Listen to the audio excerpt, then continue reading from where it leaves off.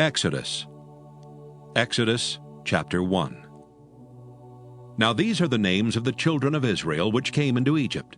Every man in his household came with Jacob: Reuben, Simeon, Levi, and Judah; Issachar, Zebulun, and Benjamin; Dan and Naphtali, Gad and Asher.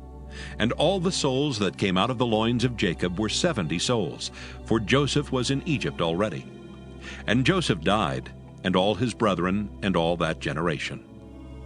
And the children of Israel were fruitful, and increased abundantly, and multiplied, and waxed exceedingly mighty, and the land was filled with them. Now there arose up a new king over Egypt, which knew not Joseph. And he said unto his people, Behold, the people of the children of Israel are more and mightier than we. Come on, let us deal wisely with them, lest they multiply, and it come to pass that when there falleth out any war, they join also unto our enemies, and fight against us, and so get them up out of the land. Therefore they did set over them taskmasters to afflict them with their burdens, and they built for Pharaoh treasure cities, Pithom and Raamses. But the more they afflicted them, the more they multiplied and grew, and they were grieved because of the children of Israel. And the Egyptians made the children of Israel to serve with rigor. And they made their lives bitter with hard bondage, in mortar and in brick, and in all manner of service in the field. All their service wherein they made them serve was with rigor. And the king of Egypt spake to the Hebrew midwives, of which the name of the one was Shiphrah, and the name of the other Puah. And he said, When ye do the office of a midwife to the Hebrew women, and see them upon the stools, if it be a son, then ye shall kill him. But if it be a daughter, then she shall live. But the midwives feared God, and did not as the king of Egypt commanded them, but saved the men children alive. And the king of Egypt called for the midwives, and said unto them, Why have ye done this thing, and have saved the men children alive? And the midwives said unto Pharaoh, Because the Hebrew women are not as the Egyptian women, for they are lively, and are delivered ere the midwives come in unto them.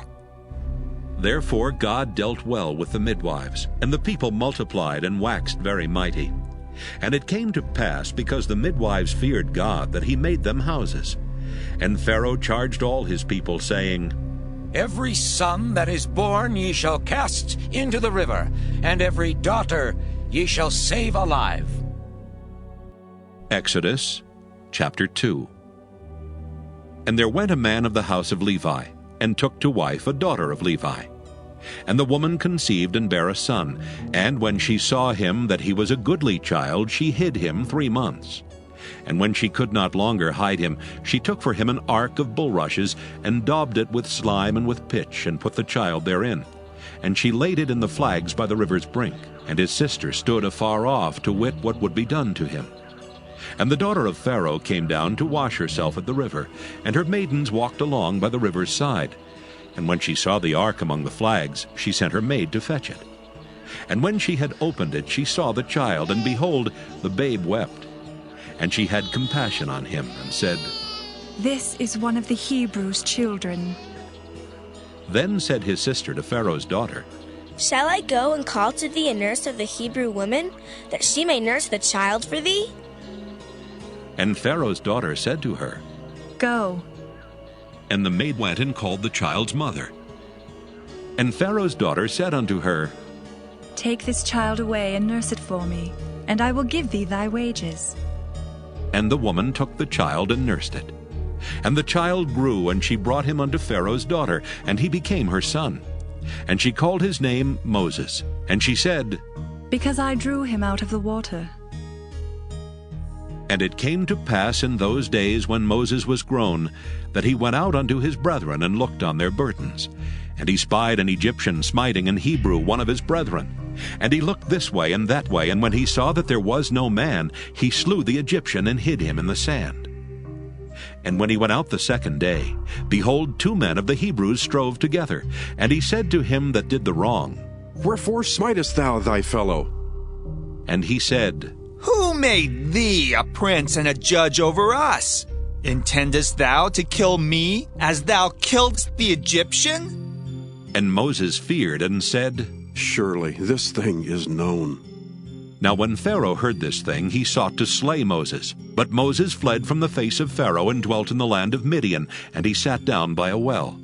Now the priest of Midian had 7 daughters, and they came and drew water and filled the troughs to water their father's flock. And the shepherds came and drove them away, but Moses stood up and helped them and watered their flock. And when they came to Reuel their father, he said, How is it that ye are come so soon today? And they said, An Egyptian delivered us out of the hand of the shepherds, and also drew water enough for us and watered the flock. And he said unto his daughters, And where is he? Why is it that ye have left the man? Call him, that he may eat bread. And Moses was content to dwell with the man, and he gave Moses Zipporah his daughter. And she bare him a son, and he called his name Gershom. For he said, I have been a stranger in a strange land. And it came to pass in process of time that the king of Egypt died. And the children of Israel sighed by reason of the bondage, and they cried, and their cry came up unto God by reason of the bondage. And God heard their groaning, and God remembered his covenant with Abraham, with Isaac, and with Jacob. And God looked upon the children of Israel, and God had respect unto them. Exodus chapter 3. Now Moses kept the flock of Jethro his father-in-law, the priest of Midian, and he led the flock to the backside of the desert, and came to the mountain of God, even to Horeb. And the angel of the Lord appeared unto him in a flame of fire out of the midst of a bush. And he looked, and behold, the bush burned with fire, and the bush was not consumed. And Moses said, I will now turn aside and see this great sight, why the bush is not burnt. And when the Lord saw that he turned aside to see, God called unto him out of the midst of the bush, and said, Moses, Moses. And he said, Here am I. And he said, Draw not nigh hither. Put off thy shoes from off thy feet, for the place whereon thou standest is holy ground. Moreover he said, I am the God of thy father, the God of Abraham, the God of Isaac, and the God of Jacob. And Moses hid his face, for he was afraid to look upon God. And the Lord said, I have surely seen the affliction of my people which are in Egypt, and have heard their cry by reason of their taskmasters, for I know their sorrows. And I am come down to deliver them out of the hand of the Egyptians, and to bring them up out of that land unto a good land and a large, unto a land flowing with milk and honey, unto the place of the Canaanites, and the Hittites, and the Amorites, and the Perizzites, and the Hivites, and the Jebusites. Now therefore, behold, the cry of the children of Israel is come unto me, and I have also seen the oppression wherewith the Egyptians oppress them. Come now therefore, and I will send thee unto Pharaoh, that thou mayest bring forth my people, the children of Israel, out of Egypt. And Moses said unto God, Who am I, that I should go unto Pharaoh, and that I should bring forth the children of Israel out of Egypt? And he said, Certainly I will be with thee, and this shall be a token unto thee that I have sent thee. When thou hast brought forth the people out of Egypt, ye shall serve God upon this mountain. And Moses said unto God, Behold, when I come unto the children of Israel, and shall say unto them, The God of your fathers hath sent me unto you, and they shall say to me, What is his name? What shall I say unto them? And God said unto Moses, I am that I am. And he said, Thus shalt thou say unto the children of Israel, I am hath sent me unto you. And God said moreover unto Moses, Thus shalt thou say unto the children of Israel, The Lord God of your fathers, the God of Abraham, the God of Isaac, and the God of Jacob hath sent me unto you. This is my name forever, and this is my memorial unto all generations. Go and gather the elders of Israel together, and say unto them, The Lord God of your fathers, the God of Abraham, of Isaac, and of Jacob, appeared unto me, saying, I have surely visited you, and seen that which is done to you in Egypt, And I have said, I will bring you up out of the affliction of Egypt unto the land of the Canaanites, and the Hittites, and the Amorites, and the Perizzites, and the Hivites, and the Jebusites, unto a land flowing with milk and honey. And they shall hearken to thy voice, and thou shalt come, thou and the elders of Israel, unto the king of Egypt. And ye shall say unto him, The Lord God of the Hebrews hath met with us. And now let us go, we beseech thee, 3 days' journey into the wilderness, that we may sacrifice to the Lord our God. And I am sure that the king of Egypt will not let you go, no, not by a mighty hand.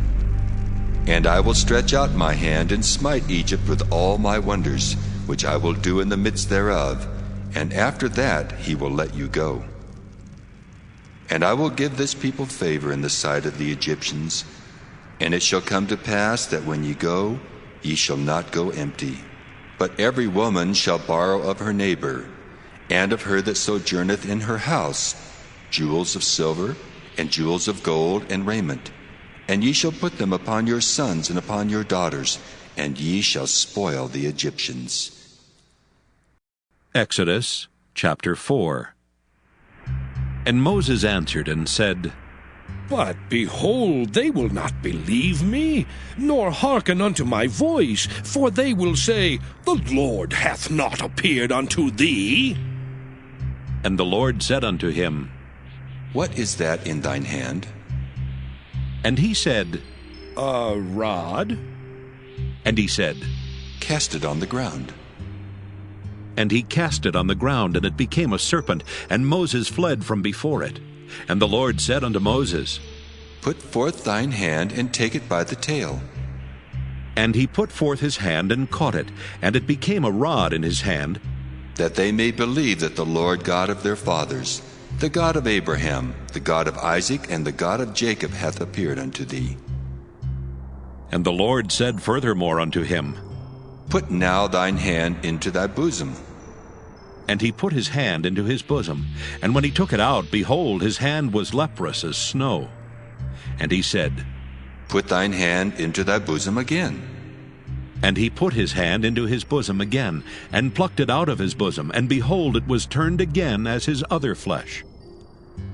And it shall come to pass, if they will not believe thee, neither hearken to the voice of the first sign, that they will believe the voice of the latter sign.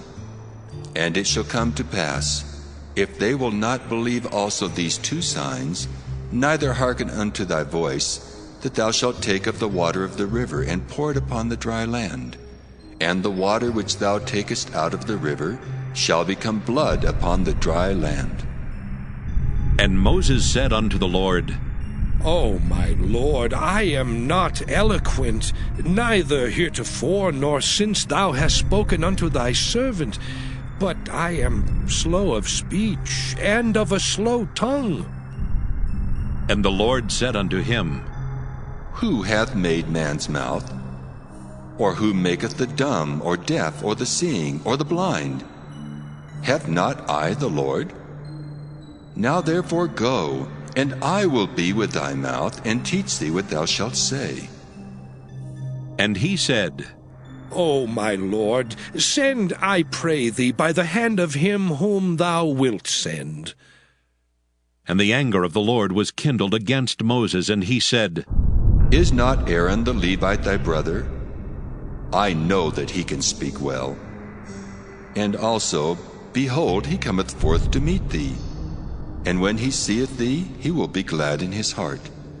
And thou shalt speak unto him, and put words in his mouth. And I will be with thy mouth, and with his mouth, and will teach you what ye shall do. And he shall be thy spokesman unto the people.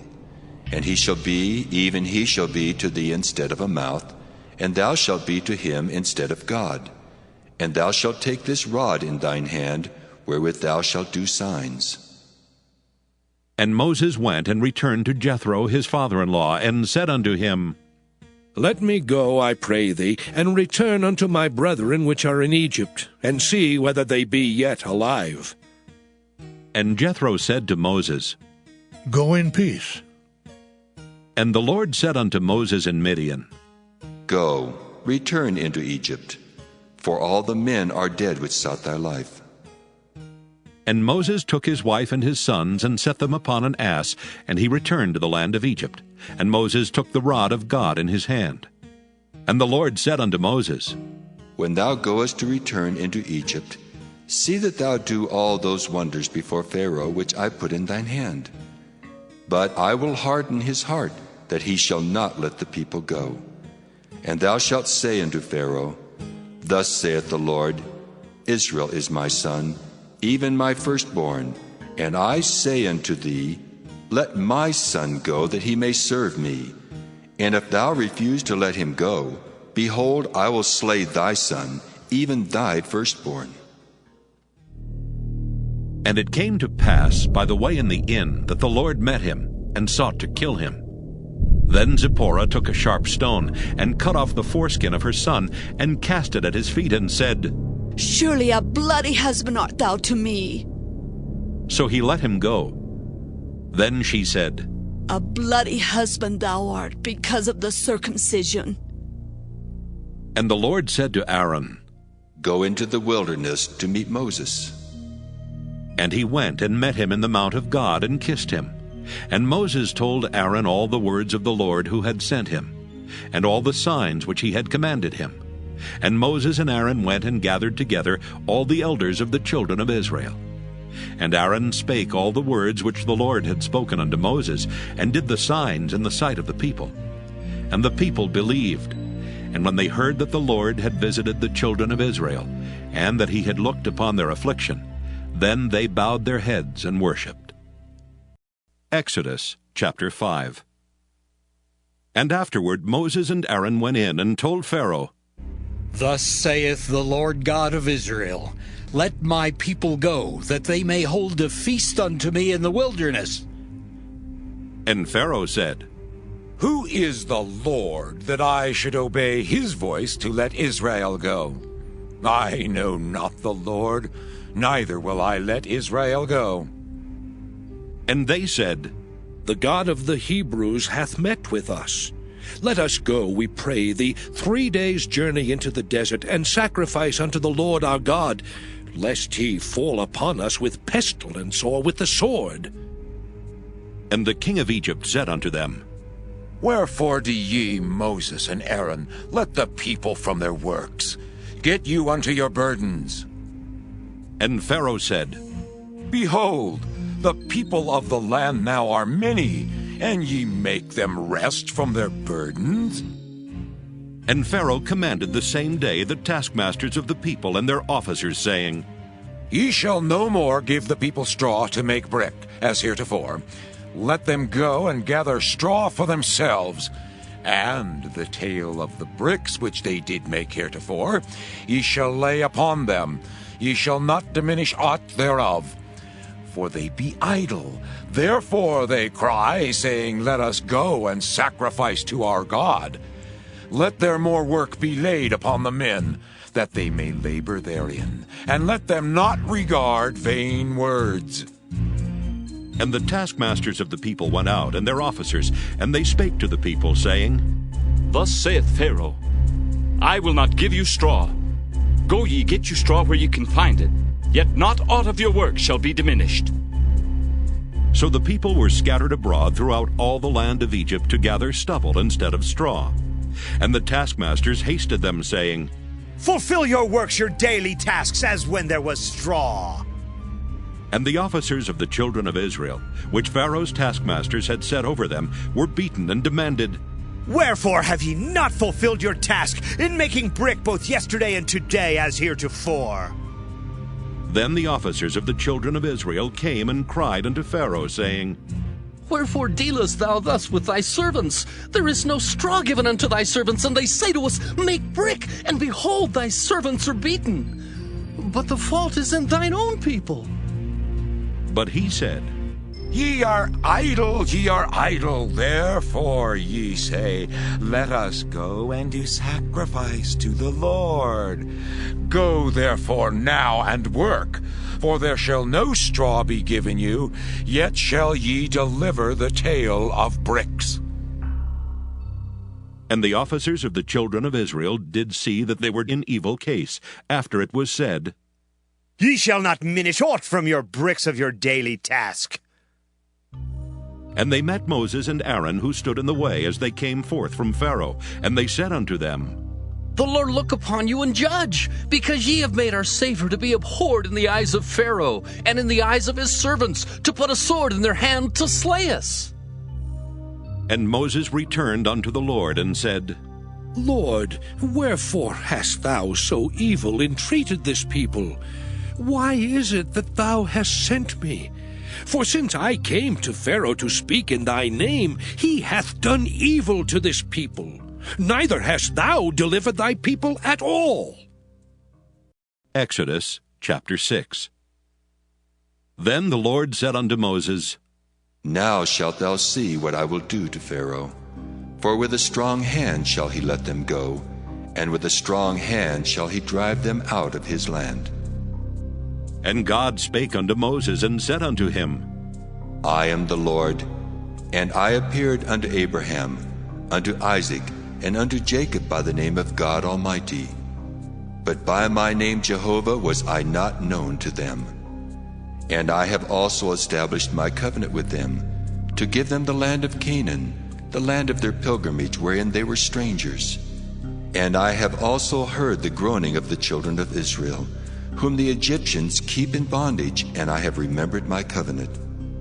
Wherefore say unto the children of Israel, I am the Lord, and I will bring you out from under the burdens of the Egyptians, and I will rid you out of their bondage, and I will redeem you with a stretched out arm and with great judgments. And I will take you to me for a people, and I will be to you a God. And ye shall know that I am the Lord your God, which bringeth you out from under the burdens of the Egyptians. And I will bring you in unto the land, concerning the which I did swear to give it to Abraham, to Isaac, and to Jacob. And I will give it you for an heritage. I am the Lord. And Moses spake so unto the children of Israel. But they hearkened not unto Moses for anguish of spirit and for cruel bondage. And the Lord spake unto Moses, saying, Go in, speak unto Pharaoh king of Egypt, that he let the children of Israel go out of his land. And Moses spake before the Lord, saying, Behold, the children of Israel have not hearkened unto me. How then shall Pharaoh hear me, who am of uncircumcised lips? And the Lord spake unto Moses and unto Aaron, and gave them a charge unto the children of Israel, and unto Pharaoh king of Egypt, to bring the children of Israel out of the land of Egypt. These be the heads of their fathers' houses.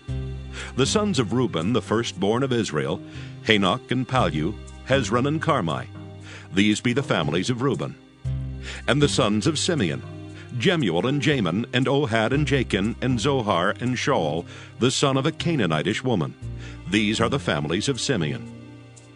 And these are the names of the sons of Levi according to their generations, Gershon and Kohath and Merari. And the years of the life of Levi were 137 years. The sons of Gershon, Libni and Shimei according to their families. And the sons of Kohath, Amram and Izhar and Hebron and Uzziel. And the years of the life of Kohath were 133 years. And the sons of Merari, Mahali and Mushi. These are the families of Levi according to their generations. And Amram took him Jochebed, his father's sister, to wife, and she bare him Aaron and Moses. And the years of the life of Amram were 137 years. And the sons of Izhar, Korah and Nepheg and Zichri. And the sons of Uzziel, Mishael and Elzaphan and Zithri. And Aaron took him Elisheba, daughter of Aminadab, sister of Naashon, to wife, and she bare him Nadab and Abihu, Eleazar and Ithamar. And the sons of Korah, Asher and Elkanah, and Abisaph. These are the families of the Korhites. And Eleazar, Aaron's son, took him one of the daughters of Putiel to wife, and she bare him Phinehas. These are the heads of the fathers of the Levites according to their families. These are that Aaron and Moses, to whom the Lord said, Bring out the children of Israel from the land of Egypt, according to their armies.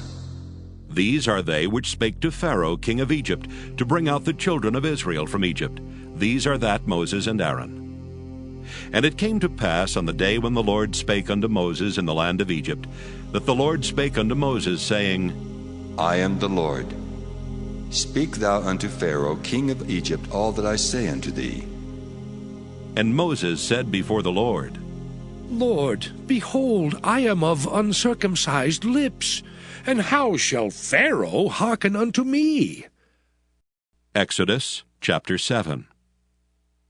And the Lord said unto Moses, See, I have made thee a god to Pharaoh, and Aaron thy brother shall be thy prophet. Thou shalt speak all that I command thee, and Aaron thy brother shall speak unto Pharaoh, that he send the children of Israel out of his land. And I will harden Pharaoh's heart, and multiply my signs and my wonders in the land of Egypt. But Pharaoh shall not hearken unto you, that I may lay my hand upon Egypt, and bring forth mine armies, and my people the children of Israel out of the land of Egypt by great judgments. And the Egyptians shall know that I am the Lord, when I stretch forth mine hand upon Egypt, and bring out the children of Israel from among them. And Moses and Aaron did as the Lord commanded them, so did they. And Moses was 80 years old, and Aaron 83 years old, when they spake unto Pharaoh. And the Lord spake unto Moses and unto Aaron, saying, When Pharaoh shall speak unto you, saying, Show a miracle for you, then thou shalt say unto Aaron, Take thy rod and cast it before Pharaoh, and it shall become a serpent. And Moses and Aaron went in unto Pharaoh, and they did so as the Lord had commanded. And Aaron cast down his rod before Pharaoh and before his servants, and it became a serpent. Then Pharaoh also called the wise men and the sorcerers. Now the magicians of Egypt, they also did in like manner with their enchantments. For they cast down every man his rod, and they became serpents. But Aaron's rod swallowed up their rods. And he hardened Pharaoh's heart, that he hearkened not unto them, as the Lord had said. And the Lord said unto Moses, Pharaoh's heart is hardened, he refuseth to let the people go. Get thee unto Pharaoh in the morning. Lo, he goeth out unto the water, and thou shalt stand by the river's brink against he come. And the rod which was turned to a serpent shalt thou take in thine hand, and thou shalt say unto him, The Lord God of the Hebrews hath sent me unto thee, saying, Let my people go, that they may serve me in the wilderness. And behold, hitherto thou wouldst not hear. Thus saith the Lord, In this thou shalt know that I am the Lord. Behold, I will smite with the rod that is in mine hand upon the waters which are in the river, and they shall be turned to blood. And the fish that is in the river shall die, and the river shall stink, and the Egyptians shall loathe to drink of the water of the river. And the Lord spake unto Moses, Say unto Aaron, Take thy rod and stretch out thine hand upon the waters of Egypt, upon their streams, upon their rivers, and upon their ponds, and upon all their pools of water, that they may become blood, and that there may be blood throughout all the land of Egypt, both in vessels of wood and in vessels of stone. And Moses and Aaron did so as the Lord commanded. And he lifted up the rod and smote the waters that were in the river, in the sight of Pharaoh, and in the sight of his servants. And all the waters that were in the river were turned to blood. And the fish that was in the river died, and the river stank, and the Egyptians could not drink of the water of the river. And there was blood throughout all the land of Egypt. And the magicians of Egypt did so with their enchantments, and Pharaoh's heart was hardened, neither did he hearken unto them as the Lord had said. And Pharaoh turned and went into his house, neither did he set his heart to this also. And all the Egyptians digged round about the river for water to drink, for they could not drink of the water of the river. And 7 days were fulfilled after that the Lord had smitten the river. Exodus chapter 8. And the Lord spake unto Moses, Go unto Pharaoh, and say unto him, Thus saith the Lord, Let my people go, that they may serve me. And if thou refuse to let them go, behold, I will smite all thy borders with frogs. And the river shall bring forth frogs abundantly, which shall go up and come into thine house, and into thy bedchamber, and upon thy bed. and into the house of thy servants, and upon thy people, and into thine ovens, and into thy kneading troughs. And the frogs shall come up both on thee, and upon thy people, and upon all thy servants. And the Lord spake unto Moses, Say unto Aaron, Stretch forth thine hand with thy rod over the streams, over the rivers and over the ponds, and cause frogs to come up upon the land of Egypt. And Aaron stretched out his hand over the waters of Egypt, and the frogs came up and covered the land of Egypt. And the magicians did so with their enchantments, and brought up frogs upon the land of Egypt. Then Pharaoh called for Moses and Aaron, and said, Entreat the Lord that he may take away the frogs from me and from my people, and I will let the people go, that they may do sacrifice unto the Lord. And Moses said unto Pharaoh, Glory over me. When shall I entreat for thee, and for thy servants, and for thy people, to destroy the frogs from thee and thy houses, that they may remain in the river only? And he said, Tomorrow. And he said, Be it according to thy word, that thou mayest know that there is none like unto the Lord our God. And the frogs shall depart from thee, and from thy houses, and from thy servants, and from thy people. They shall remain in the river only. And Moses and Aaron went out from Pharaoh. And Moses cried unto the Lord because of the frogs which he had brought against Pharaoh. And the Lord did according to the word of Moses, and the frogs died out of the houses, out of the villages, and out of the fields. And they gathered them together upon heaps, and the land stank. But when Pharaoh saw that there was respite, he hardened his heart, and hearkened not unto them, as the Lord had said. And the Lord said unto Moses, Say unto Aaron, Stretch out thy rod, and smite the dust of the land, that it may become lice throughout all the land of Egypt. And they did so. For Aaron stretched out his hand with his rod, and smote the dust of the earth, and it became lice in man and in beast. All the dust of the land became lice throughout all the land of Egypt. And the magicians did so with their enchantments to bring forth lice, but they could not. So there were lice upon man and upon beast. Then the magician said unto Pharaoh, This is the finger of God. And Pharaoh's heart was hardened, and he hearkened not unto them, as the Lord had said. And the Lord said unto Moses, Rise up early in the morning, and stand before Pharaoh. Lo, he cometh forth to the water, and say unto him, Thus saith the Lord, Let my people go, that they may serve me. Else, if thou wilt not let my people go, behold, I will send swarms of flies upon thee, and upon thy servants, and upon thy people, and into thy houses.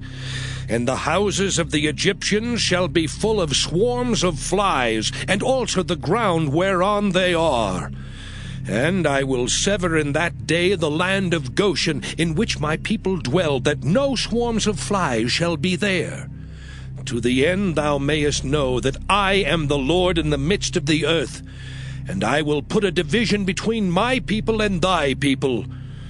Tomorrow shall this sign be. And the Lord did so. And there came a grievous swarm of flies into the house of Pharaoh, and into his servants' houses, and into all the land of Egypt. The land was corrupted by reason of the swarm of flies.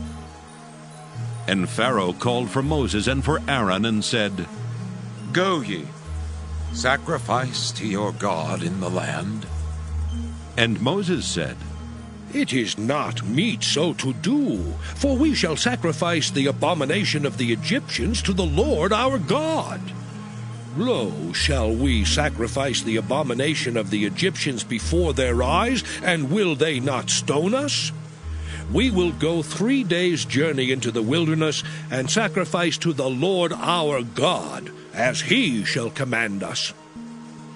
And Pharaoh said, I will let you go, that ye may sacrifice to the Lord your God in the wilderness. Only ye shall not go very far away. Entreat for me. And Moses said, Behold, I go out from thee, and I will entreat the Lord that the swarms of flies may depart from Pharaoh, from his servants, and from his people tomorrow. But let not Pharaoh deal deceitfully any more in not letting the people go to sacrifice to the Lord. And Moses went out from Pharaoh and entreated the Lord. And the Lord did according to the word of Moses, and he removed the swarms of flies from Pharaoh, from his servants, and from his people. There remained not one. And Pharaoh hardened his heart at this time also, neither would he let the people go. Exodus chapter 9. Then the Lord said unto Moses, Go in unto Pharaoh, and tell him, Thus saith the Lord God of the Hebrews, Let my people go, that they may serve me.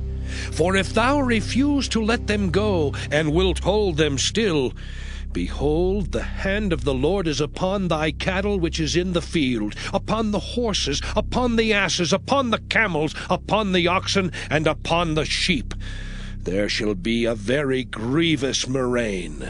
And the Lord shall sever between the cattle of Israel and the cattle of Egypt, and there shall nothing die of all that is the children's of Israel. And the Lord appointed a set time, saying, Tomorrow the Lord shall do this thing in the land. And the Lord did that thing on the morrow, and all the cattle of Egypt died. But of the cattle of the children of Israel died not one. And Pharaoh sent, and behold, there was not one of the cattle of the Israelites dead. And the heart of Pharaoh was hardened, and he did not let the people go. And the Lord said unto Moses and unto Aaron, Take to you handfuls of ashes of the furnace, and let Moses sprinkle it toward the heaven in the sight of Pharaoh. And it shall become small dust in all the land of Egypt, and shall be a boil breaking forth with blains upon man and upon beast, throughout all the land of Egypt. And they took ashes of the furnace and stood before Pharaoh. And Moses sprinkled it up toward heaven, and it became a boil breaking forth with blains upon man and upon beast. And the magicians could not stand before Moses because of the boils, for the boil was upon the magicians and upon all the Egyptians. And the Lord hardened the heart of Pharaoh, and he hearkened not unto them, as the Lord had spoken unto Moses. And the Lord said unto Moses, Rise up early in the morning, and stand before Pharaoh, and say unto him, Thus saith the Lord God of the Hebrews, Let my people go, that they may serve me. For I will at this time send all my plagues upon thine heart, and upon thy servants, and upon thy people, that thou mayest know that there is none like me in all the earth. For now I will stretch out my hand, that I may smite thee and thy people with pestilence, and thou shalt be cut off from the earth. And in very deed for this cause have I raised thee up, for to show in thee my power, and that my name may be declared throughout all the earth. As yet exaltest thou thyself against my people, that thou wilt not let them go? Behold, tomorrow, about this time, I will cause it to rain a very grievous hail, such as hath not been in Egypt since the foundation thereof, even until now. Send therefore now, and gather thy cattle, and all that thou hast in the field. For upon every man and beast which shall be found in the field, and shall not be brought home, the hail shall come down upon them, and they shall die. He that feared the word of the Lord among the servants of Pharaoh made his servants and his cattle flee into the houses. And he that regarded not the word of the Lord left his servants and his cattle in the field. And the Lord said unto Moses, Stretch forth thine hand toward heaven, that there may be hail in all the land of Egypt, upon man and upon beast, and upon every herb of the field throughout the land of Egypt. And Moses stretched forth his rod toward heaven, and the Lord sent thunder and hail, and the fire ran along upon the ground. And the Lord rained hail upon the land of Egypt. So there was hail and fire mingled with the hail, very grievous, such as there was none like it in all the land of Egypt since it became a nation. And the hail smote throughout all the land of Egypt all that was in the field, both man and beast. And the hail smote every herb of the field, and brake every tree of the field. Only in the land of Goshen, where the children of Israel were, was there no hail. And Pharaoh sent and called for Moses and Aaron, and said unto them, I have sinned this time. The Lord is righteous, and I and my people are wicked. Entreat the Lord, for it is enough that there be no more mighty thunderings and hail, and I will let you go, and ye shall stay no longer. And Moses said unto him, As soon as I am gone out of the city, I will spread abroad my hands unto the Lord. And the thunder shall cease, neither shall there be any more hail, that thou mayest know how that the earth is the Lord's. But as for thee and thy servants, I know that ye will not yet fear the Lord God. And the flax and the barley was smitten, for the barley was in the ear, and the flax was bold. But the wheat and the rye were not smitten, for they were not grown up. And Moses went out of the city from Pharaoh, and spread abroad his hands unto the Lord. And the thunders and hail ceased, and the rain was not poured upon the earth. And when Pharaoh saw that the rain and the hail and the thunders were ceased, he sinned yet more, and hardened his heart, he and his servants. And the heart of Pharaoh was hardened, neither would he let the children of Israel go, as the Lord had spoken by Moses. Exodus chapter 10.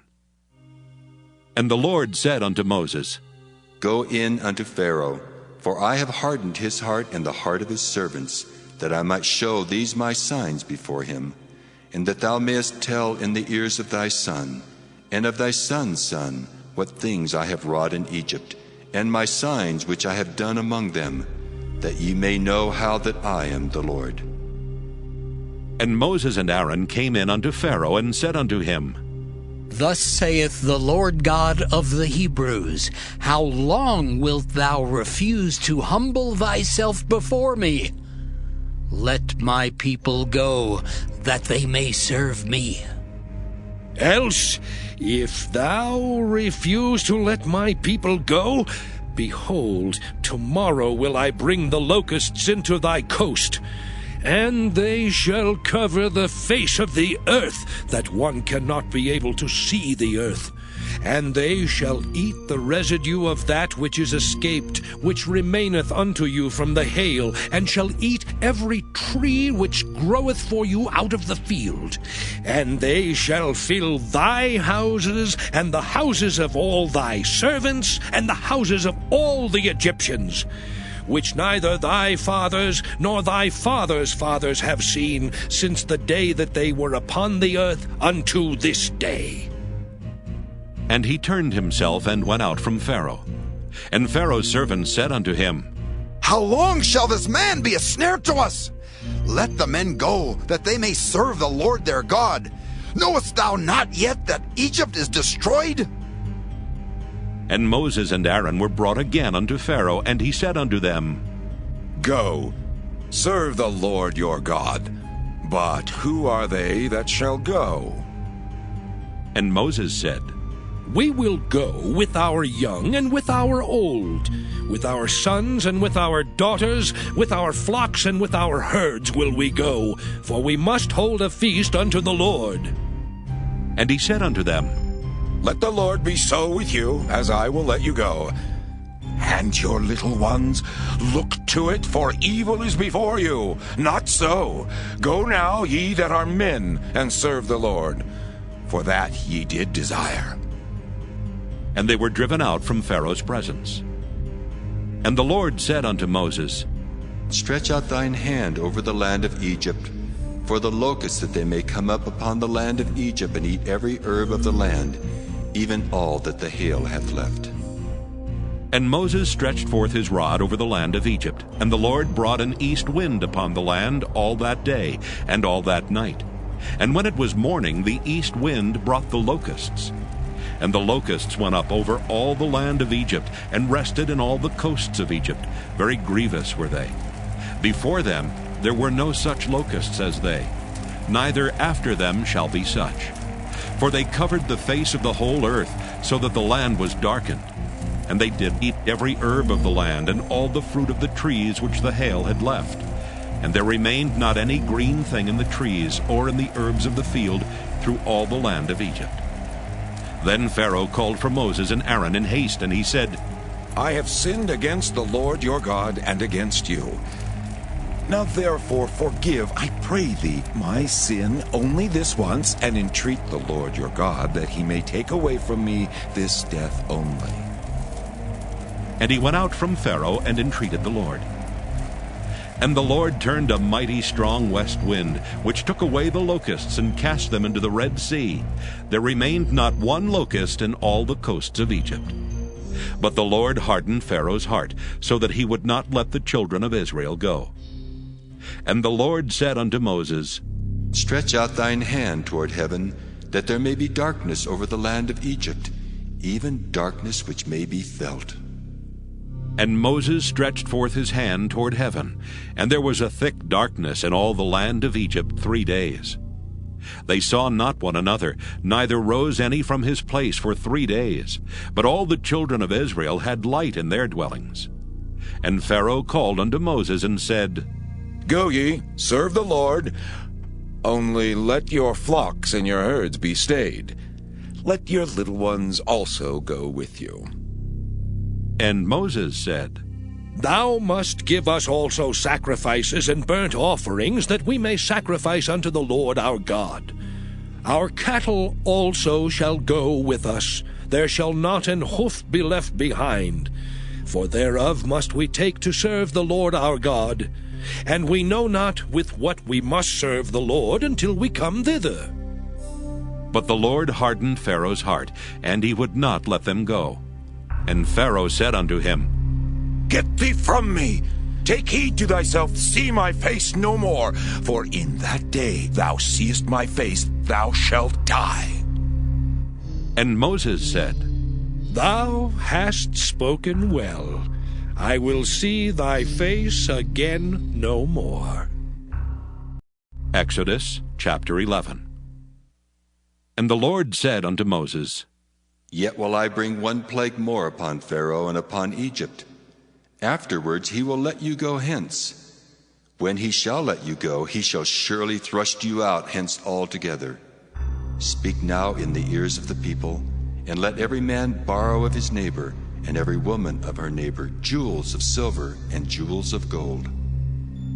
And the Lord gave the people favor in the sight of the Egyptians.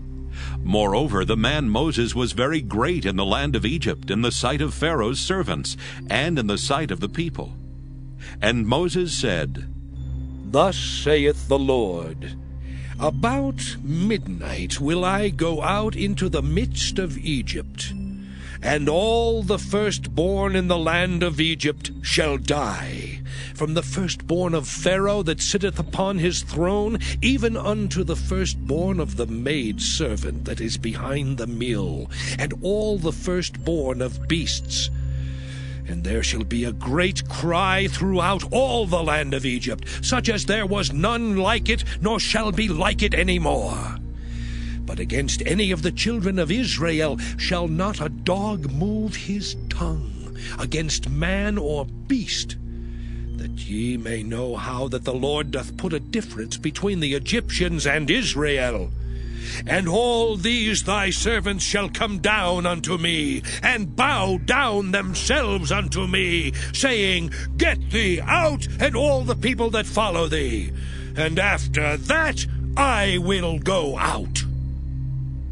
And he went out from Pharaoh in a great anger. And the Lord said unto Moses, Pharaoh shall not hearken unto you, that my wonders may be multiplied in the land of Egypt. And Moses and Aaron did all these wonders before Pharaoh. And the Lord hardened Pharaoh's heart, so that he would not let the children of Israel go out of his land. Exodus chapter 12.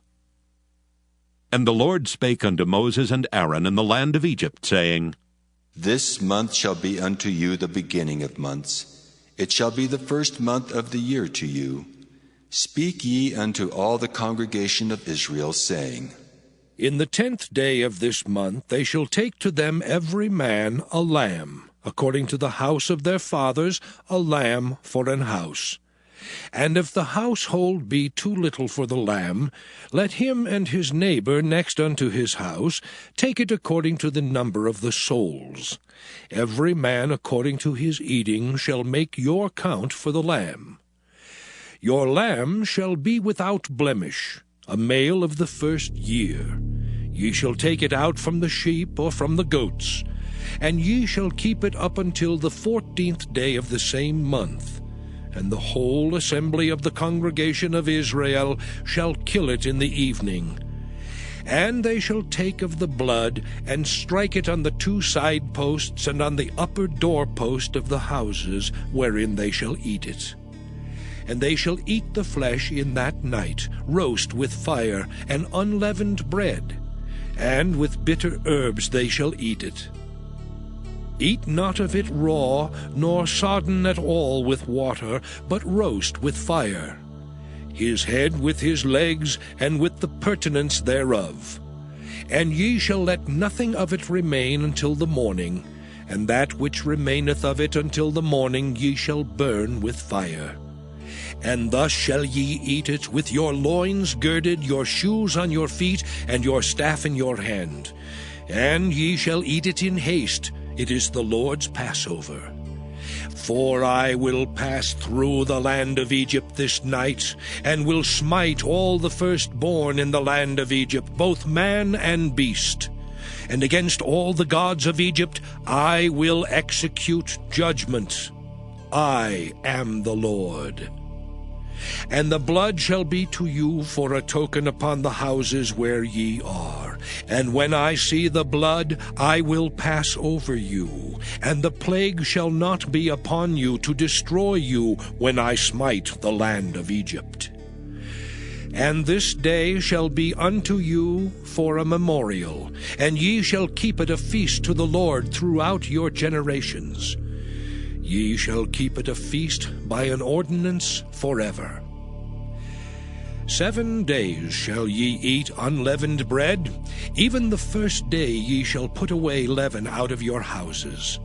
For whosoever eateth leavened bread from the first day until the 7th day, that soul shall be cut off from Israel. And in the first day there shall be an holy convocation, and in the 7th day there shall be an holy convocation to you. No manner of work shall be done in them, save that which every man must eat, that only may be done of you. And ye shall observe the feast of unleavened bread. For in this selfsame day have I brought your armies out of the land of Egypt. Therefore shall ye observe this day in your generations by an ordinance forever. In the 1st month, on the 14th day of the month at even, ye shall eat unleavened bread, until the 21st day of the month at even. 7 days shall there be no leaven found in your houses. For whosoever eateth that which is leavened, even that soul shall be cut off from the congregation of Israel, whether he be a stranger or born in the land. Ye shall eat nothing leavened. In all your habitations shall ye eat unleavened bread. Then Moses called for all the elders of Israel, and said unto them, Draw out and take you a lamb according to your families, and kill the Passover. And ye shall take a bunch of hyssop, and dip it in the blood that is in the basin, and strike the lintel and the 2 side posts with the blood that is in the basin. And none of you shall go out at the door of his house until the morning. For the Lord will pass through to smite the Egyptians, and when he seeth the blood upon the lintel and on the 2 side posts, the Lord will pass over the door, and will not suffer the destroyer to come in unto your houses to smite you. And ye shall observe this thing for an ordinance to thee and to thy sons forever. And it shall come to pass, when ye be come to the land which the Lord will give you, according as he hath promised, that ye shall keep this service. And it shall come to pass when your children shall say unto you, What mean ye by this service? That ye shall say, It is the sacrifice of the Lord's Passover, who passed over the houses of the children of Israel in Egypt, when he smote the Egyptians and delivered our houses. And the people bowed the head and worshipped. And the children of Israel went away and did as the Lord had commanded Moses and Aaron, so did they. And it came to pass that at midnight the Lord smote all the firstborn in the land of Egypt, from the firstborn of Pharaoh that sat on his throne unto the firstborn of the captive that was in the dungeon, and all the firstborn of cattle. And Pharaoh rose up in the night, he and all his servants and all the Egyptians.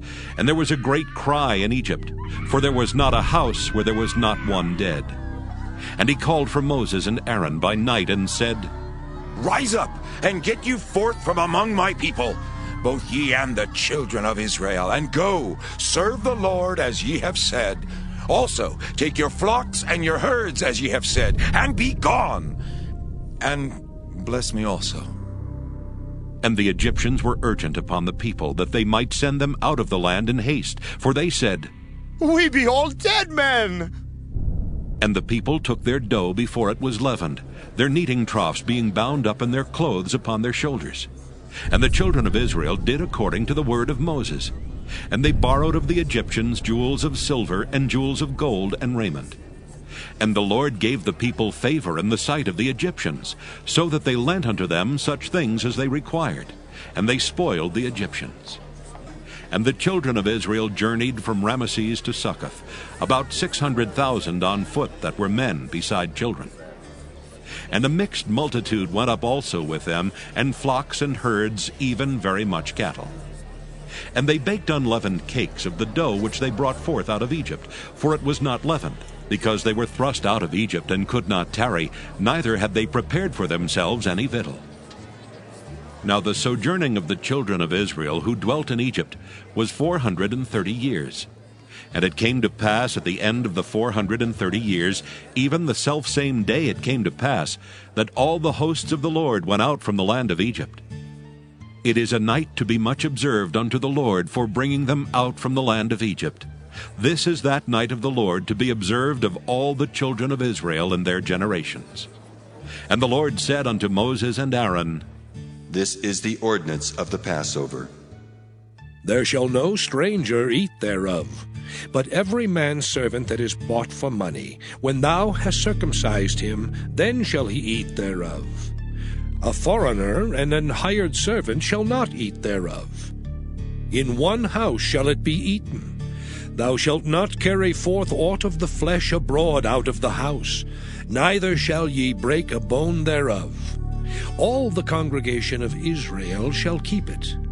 And when a stranger shall sojourn with thee, and will keep the Passover to the Lord, let all his males be circumcised, and then let him come near and keep it. And he shall be as one that is born in the land, for no uncircumcised person shall eat thereof. One law shall be to him that is homeborn, and unto the stranger that sojourneth among you. Thus did all the children of Israel. As the Lord commanded Moses and Aaron, so did they. And it came to pass the selfsame day that the Lord did bring the children of Israel out of the land of Egypt by their armies. Exodus chapter 13. And the Lord spake unto Moses, saying, Sanctify unto me all the firstborn, whatsoever openeth the womb among the children of Israel, both of man and of beast, it is mine. And Moses said unto the people, Remember this day in which ye came out from Egypt, out of the house of bondage. For by strength of hand the Lord brought you out from this place. There shall no leavened bread be eaten. This day came ye out in the month Abib. And it shall be when the Lord shall bring thee into the land of the Canaanites, and the Hittites, and the Amorites, and the Hivites, and the Jebusites, which he sware unto thy fathers to give thee, a land flowing with milk and honey, that thou shalt keep this service in this month. 7 days thou shalt eat unleavened bread, and in the 7th day shall be a feast to the Lord. Unleavened bread shall be eaten 7 days, and there shall no leavened bread be seen with thee, neither shall there be leaven seen with thee in all thy quarters. And thou shalt show thy son in that day, saying, This is done because of that which the Lord did unto me when I came forth out of Egypt. And it shall be for a sign unto thee upon thine hand, and for a memorial between thine eyes, that the Lord's law may be in thy mouth. For with a strong hand hath the Lord brought thee out of Egypt. Thou shalt therefore keep this ordinance in his season from year to year. And it shall be when the Lord shall bring thee into the land of the Canaanites, as he sware unto thee and to thy fathers, and shall give it thee, that thou shalt set apart unto the Lord all that openeth the matrix, and every firstling that cometh of a beast which thou hast, the males shall be the Lord's. And every firstling of an ass thou shalt redeem with a lamb. And if thou wilt not redeem it, then thou shalt break his neck. And all the firstborn of man among thy children shalt thou redeem. And it shall be when thy son asketh thee in time to come, saying, What is this? That thou shalt say unto him, By strength of hand the Lord brought us out from Egypt, from the house of bondage. And it came to pass, when Pharaoh would hardly let us go, that the Lord slew all the firstborn in the land of Egypt, both the firstborn of man and the firstborn of beast. Therefore I sacrifice to the Lord all that open the matrix, being males. But all the firstborn of my children I redeem.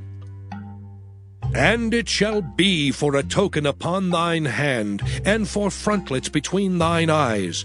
For by strength of hand the Lord brought us forth out of Egypt. And it came to pass, when Pharaoh had let the people go, that God led them not through the way of the land of the Philistines, although that was near. For God said, Lest peradventure the people repent when they see war, and they return to Egypt. But God led the people about through the way of the wilderness of the Red Sea, and the children of Israel went up harnessed out of the land of Egypt. And Moses took the bones of Joseph with him, for he had straitly sworn the children of Israel, saying, God will surely visit you, and ye shall carry up my bones away hence with you. And they took their journey from Succoth, and encamped in Etham in the edge of the wilderness.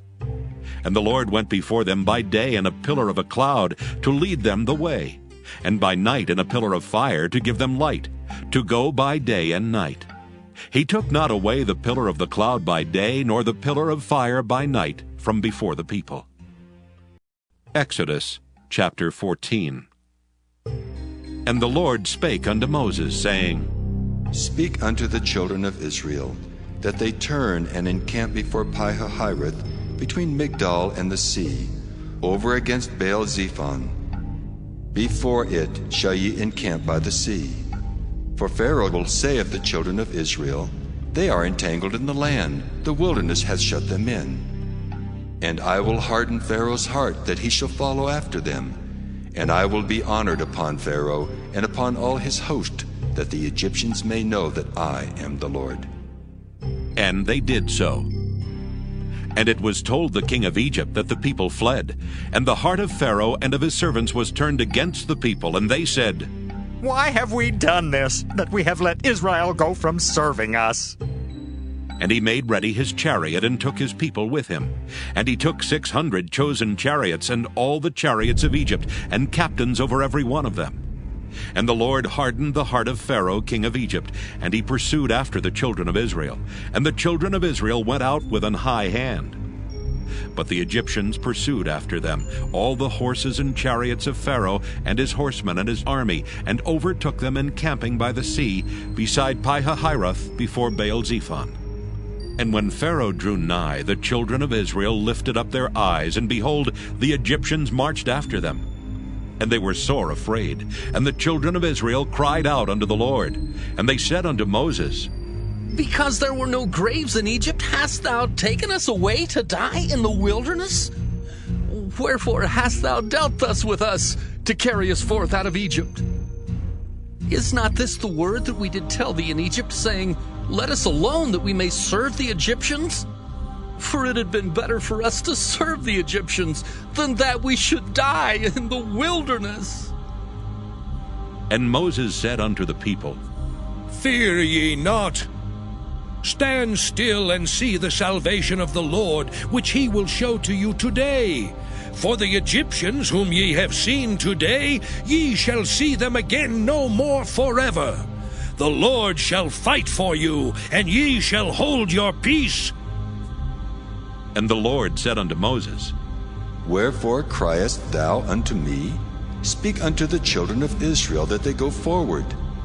But lift thou up thy rod, and stretch out thine hand over the sea, and divide it. And the children of Israel shall go on dry ground through the midst of the sea. And I, behold, I will harden the hearts of the Egyptians, and they shall follow them. And I will get me honor upon Pharaoh, and upon all his host, upon his chariots, and upon his horsemen. And the Egyptians shall know that I am the Lord, when I have gotten me honor upon Pharaoh, upon his chariots, and upon his horsemen. And the angel of God, which went before the camp of Israel, removed and went behind them. And the pillar of the cloud went from before their face, and stood behind them. And it came between the camp of the Egyptians and the camp of Israel, and it was a cloud and darkness to them, but it gave light by night to these, so that the one came not near the other all the night. And Moses stretched out his hand over the sea, and the Lord caused the sea to go back by a strong east wind all that night, and made the sea dry land, and the waters were divided. And the children of Israel went into the midst of the sea upon the dry ground, and the waters were a wall unto them on their right hand and on their left. And the Egyptians pursued, and went in after them to the midst of the sea, even all Pharaoh's horses, his chariots, and his horsemen. And it came to pass that in the morning watch the Lord looked unto the host of the Egyptians through the pillar of fire and of the cloud, and troubled the host of the Egyptians, and took off their chariot wheels, that they drave them heavily. So that the Egyptians said, Let us flee from the face of Israel. For the Lord fighteth for them against the Egyptians. And the Lord said unto Moses, Stretch out thine hand over the sea, that the waters may come again upon the Egyptians, upon their chariots, and upon their horsemen. And Moses stretched forth his hand over the sea, and the sea returned to his strength when the morning appeared. And the Egyptians fled against it, and the Lord overthrew the Egyptians in the midst of the sea. And the waters returned and covered the chariots and the horsemen, and all the host of Pharaoh that came into the sea after them. There remained not so much as one of them. But the children of Israel walked upon dry land in the midst of the sea, and the waters were a wall unto them on their right hand and on their left. Thus the Lord saved Israel that day out of the hand of the Egyptians. And Israel saw the Egyptians dead upon the seashore. And Israel saw that great work which the Lord did upon the Egyptians. And the people feared the Lord, and believed the Lord and his servant Moses. Exodus chapter 15. Then sang Moses and the children of Israel this song unto the Lord, and spake, saying, I will sing unto the Lord, for he hath triumphed gloriously. The horse and his rider hath he thrown into the sea. The Lord is my strength and song, and he is become my salvation. He is my God, and I will prepare him an habitation, my father's God, and I will exalt him. The Lord is a man of war, the Lord is his name. Pharaoh's chariots and his host hath he cast into the sea. His chosen captains also are drowned in the Red Sea. The depths have covered them, they sank into the bottom as a stone. Thy right hand, O Lord, is become glorious in power. Thy right hand, O Lord, hath dashed in pieces the enemy. And in the greatness of thine excellency, thou hast overthrown them that rose up against thee. Thou sentest forth thy wrath, which consumed them as stubble. And with a blast of thy nostrils the waters were gathered together. The flood stood upright as an heap, and the depths were congealed in the heart of the sea. The enemy said, I will pursue, I will overtake, I will divide the spoil. My lust shall be satisfied upon them. I will draw my sword, my hand shall destroy them. Thou didst blow with thy wind, the sea covered them, they sank as lead in the mighty waters. Who is like unto thee, O Lord, among the gods? Who is like thee, glorious in holiness, fearful in praises, doing wonders? Thou stretchest out thy right hand, the earth swallowed them. Thou in thy mercy hast led forth the people which thou hast redeemed. Thou hast guided them in thy strength unto thy holy habitation. The people shall hear and be afraid. Sorrow shall take hold on the inhabitants of Palestina. Then the dukes of Edom shall be amazed. The mighty men of Moab, trembling, shall take hold upon them. All the inhabitants of Canaan shall melt away. Fear and dread shall fall upon them. By the greatness of thine arm, they shall be as still as a stone. Till thy people pass over, O Lord. Till the people pass over which thou hast purchased. Thou shalt bring them in and plant them in the mountain of thine inheritance, in the place, O Lord, which thou hast made for thee to dwell in the sanctuary, O Lord, which thy hands have established. The Lord shall reign forever and ever. For the horse of Pharaoh went in with his chariots and with his horsemen into the sea, and the Lord brought again the waters of the sea upon them. But the children of Israel went on dry land in the midst of the sea. And Miriam the prophetess, the sister of Aaron, took a timbrel in her hand. And all the women went out after her with timbrels and with dances. And Miriam answered them, Sing ye to the Lord, for he hath triumphed gloriously. The horse and his rider hath he thrown into the sea.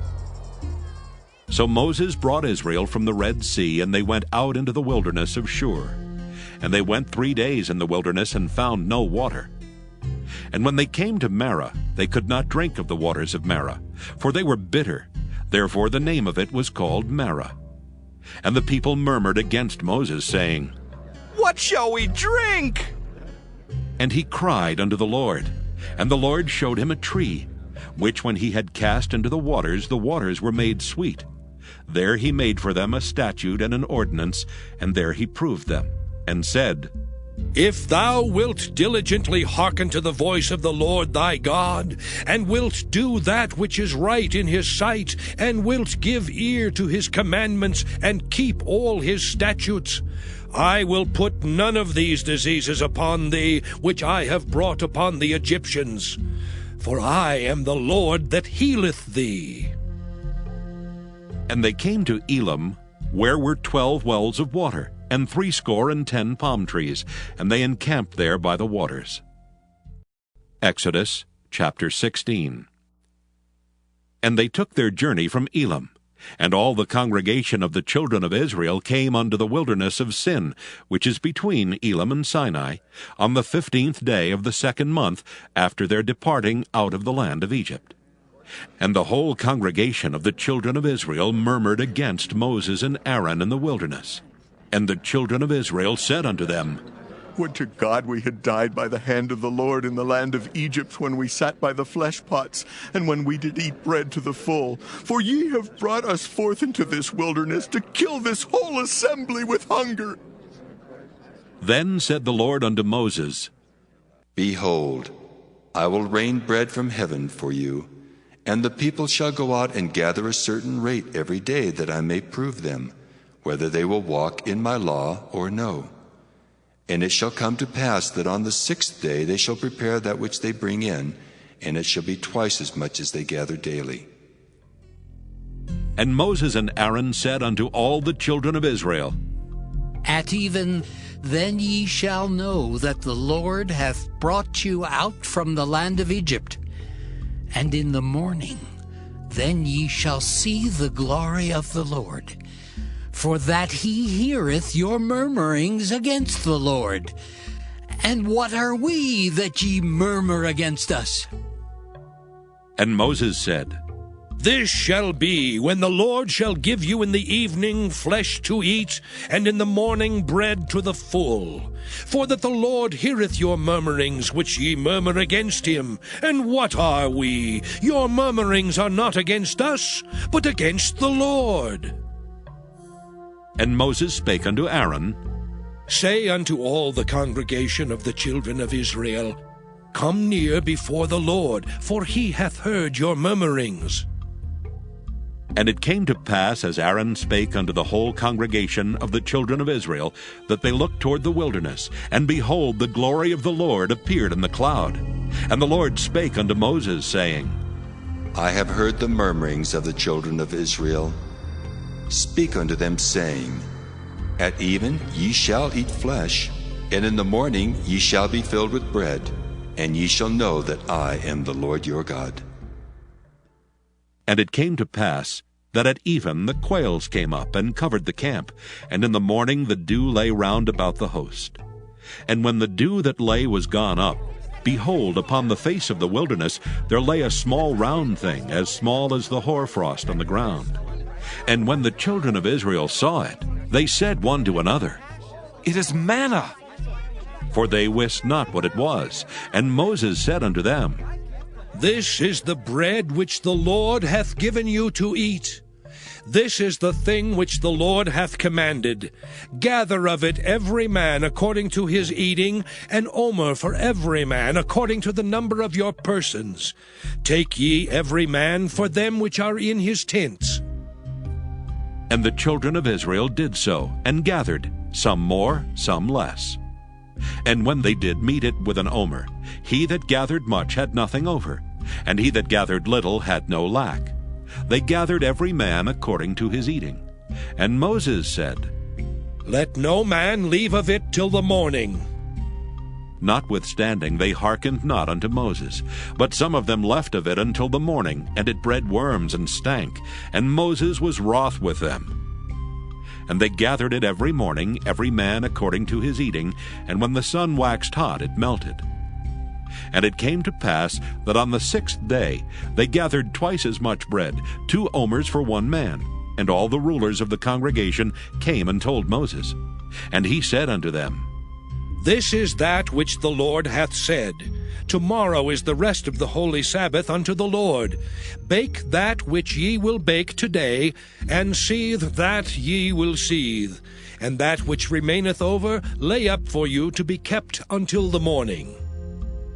And they laid it up till the morning as Moses bade, and it did not stink, neither was there any worm therein.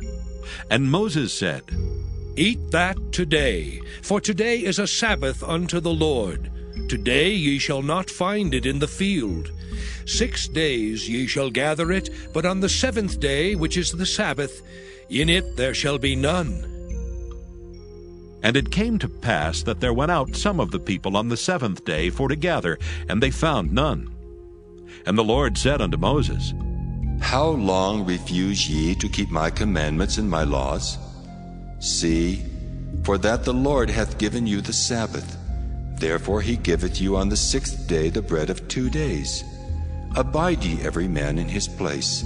Let no man go out of his place on the 7th day. So the people rested on the 7th day.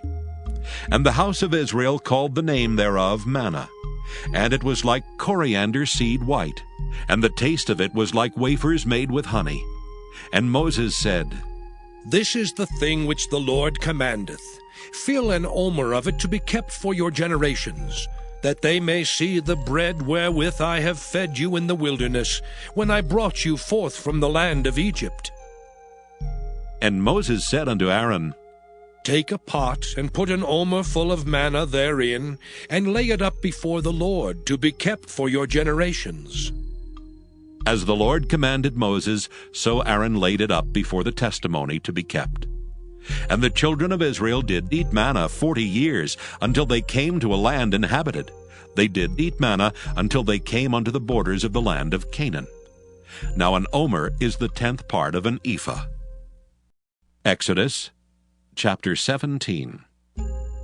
And all the congregation of the children of Israel journeyed from the wilderness of Sin after their journeys according to the commandment of the Lord, and pitched in Rephidim, and there was no water for the people to drink. Wherefore the people did chide with Moses, and said, Give us water that we may drink. And Moses said unto them, Why chide ye with me? Wherefore do ye tempt the Lord? And the people thirsted there for water, and the people murmured against Moses, and said, Wherefore is this that thou hast brought us up out of Egypt, to kill us and our children and our cattle with thirst? And Moses cried unto the Lord, saying, What shall I do unto this people? They be almost ready to stone me. And the Lord said unto Moses, Go on before the people, and take with thee of the elders of Israel, and thy rod wherewith thou smotest the river, take in thine hand, and go. Behold, I will stand before thee there upon the rock in Horeb, and thou shalt smite the rock, and there shall come water out of it, that the people may drink. And Moses did so in the sight of the elders of Israel. And he called the name of the place Massah and Meribah, because of the chiding of the children of Israel, and because they tempted the Lord, saying, Is the Lord among us or not? Then came Amalek and fought with Israel in Rephidim. And Moses said unto Joshua, Choose us out men, and go out, fight with Amalek. Tomorrow I will stand on the top of the hill with the rod of God in mine hand. So Joshua did as Moses had said to him, and fought with Amalek. And Moses, Aaron, and Hur went up to the top of the hill. And it came to pass, when Moses held up his hand, that Israel prevailed, and when he let down his hand, Amalek prevailed. But Moses' hands were heavy, and they took a stone and put it under him, and he sat thereon. And Aaron and Hur stayed up his hands, the one on the one side and the other on the other side, and his hands were steady until the going down of the sun. And Joshua discomfited Amalek and his people with the edge of the sword. And the Lord said unto Moses, Write this for a memorial in a book, and rehearse it in the ears of Joshua. For I will utterly put out the remembrance of Amalek from under heaven. And Moses built an altar, and called the name of it Jehovah Nissi. For he said, Because the Lord hath sworn that the Lord will have war with Amalek from generation to generation. Exodus chapter 18. When Jethro, the priest of Midian, Moses' father-in-law, heard of all that God had done for Moses and for Israel his people, and that the Lord had brought Israel out of Egypt, then Jethro, Moses' father-in-law, took Zipporah, Moses' wife, after he had sent her back, and her 2 sons, of which the name of the one was Gershom. For he said, I have been an alien in a strange land. And the name of the other was Eleazar.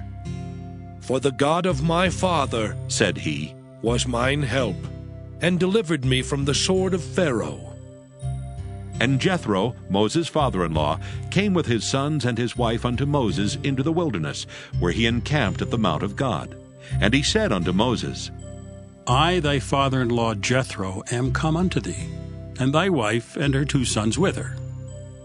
And Moses went out to meet his father-in-law, and did obeisance, and kissed him. And they asked each other of their welfare, and they came into the tent.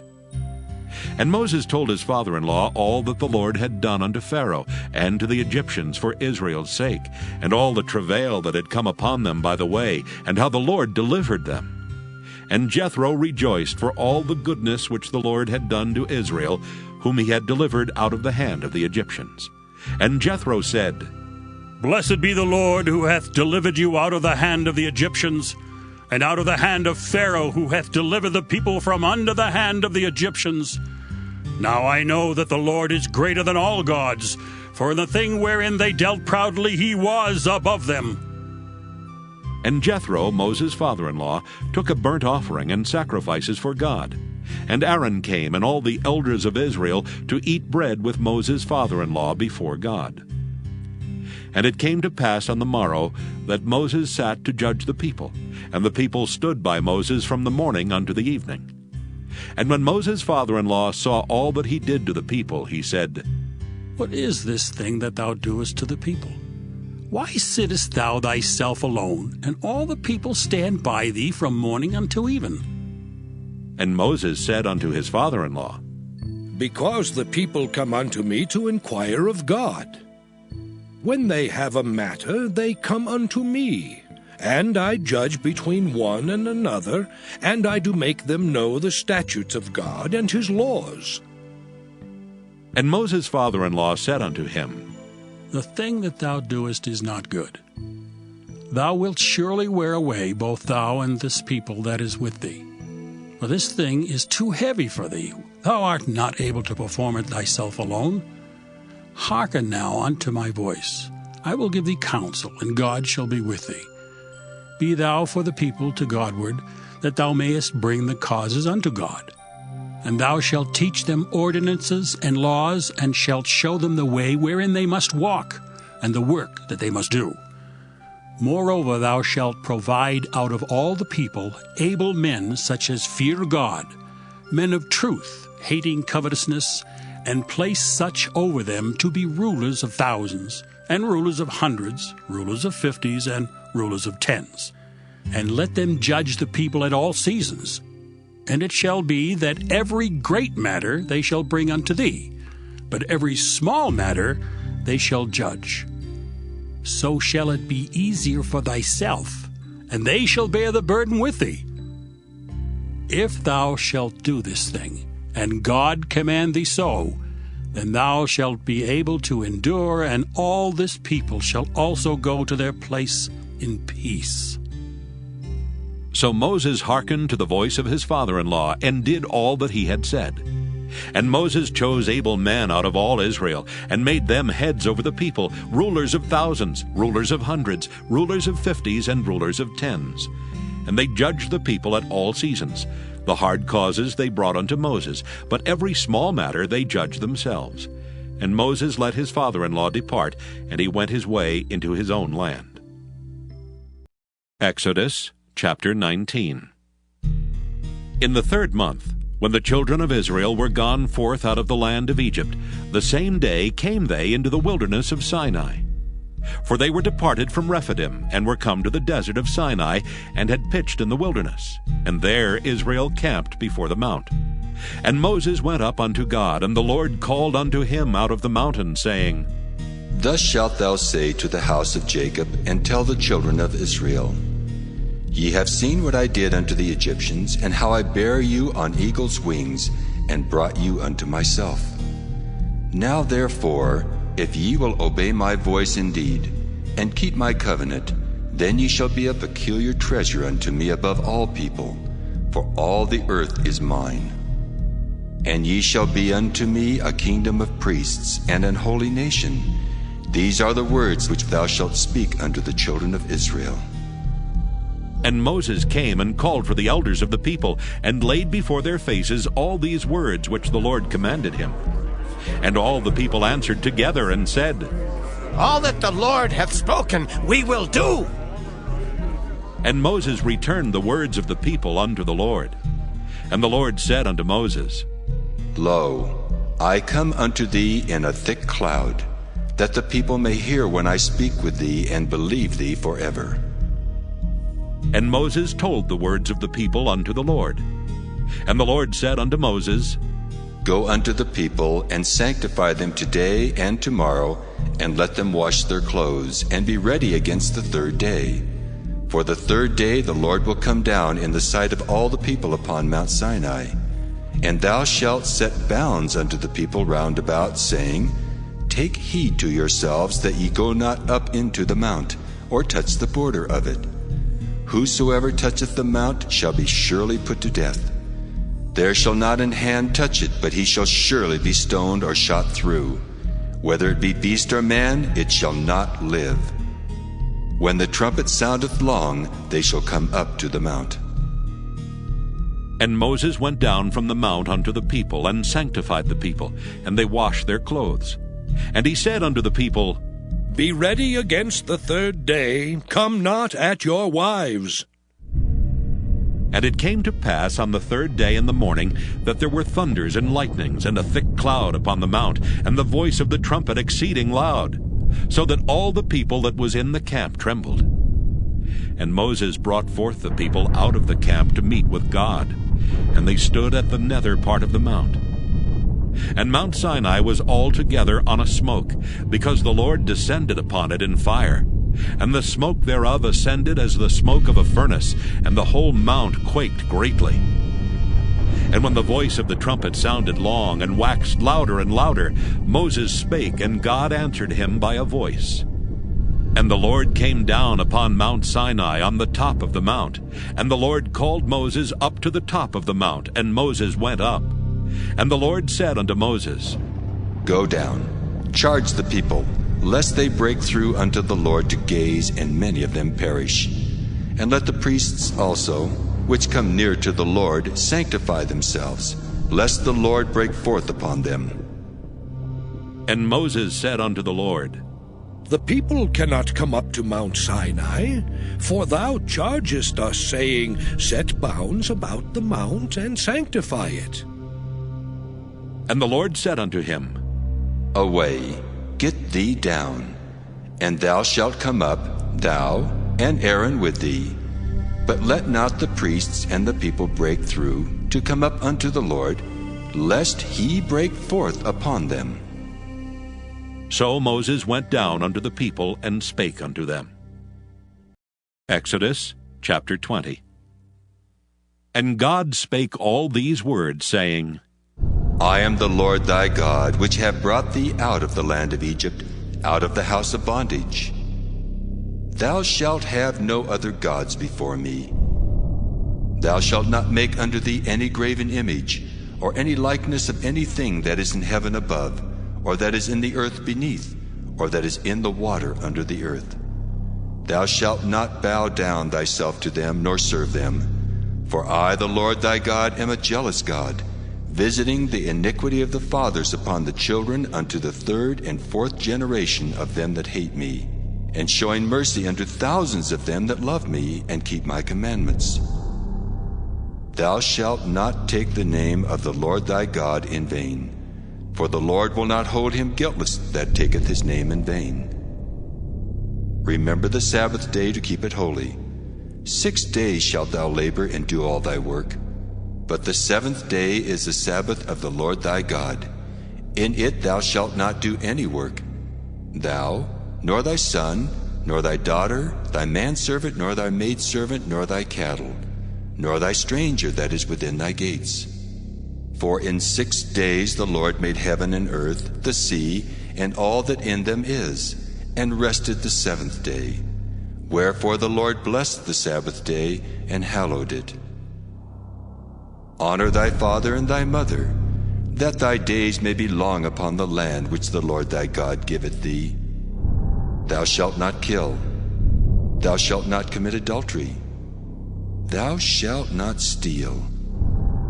Thou shalt not bear false witness against thy neighbor.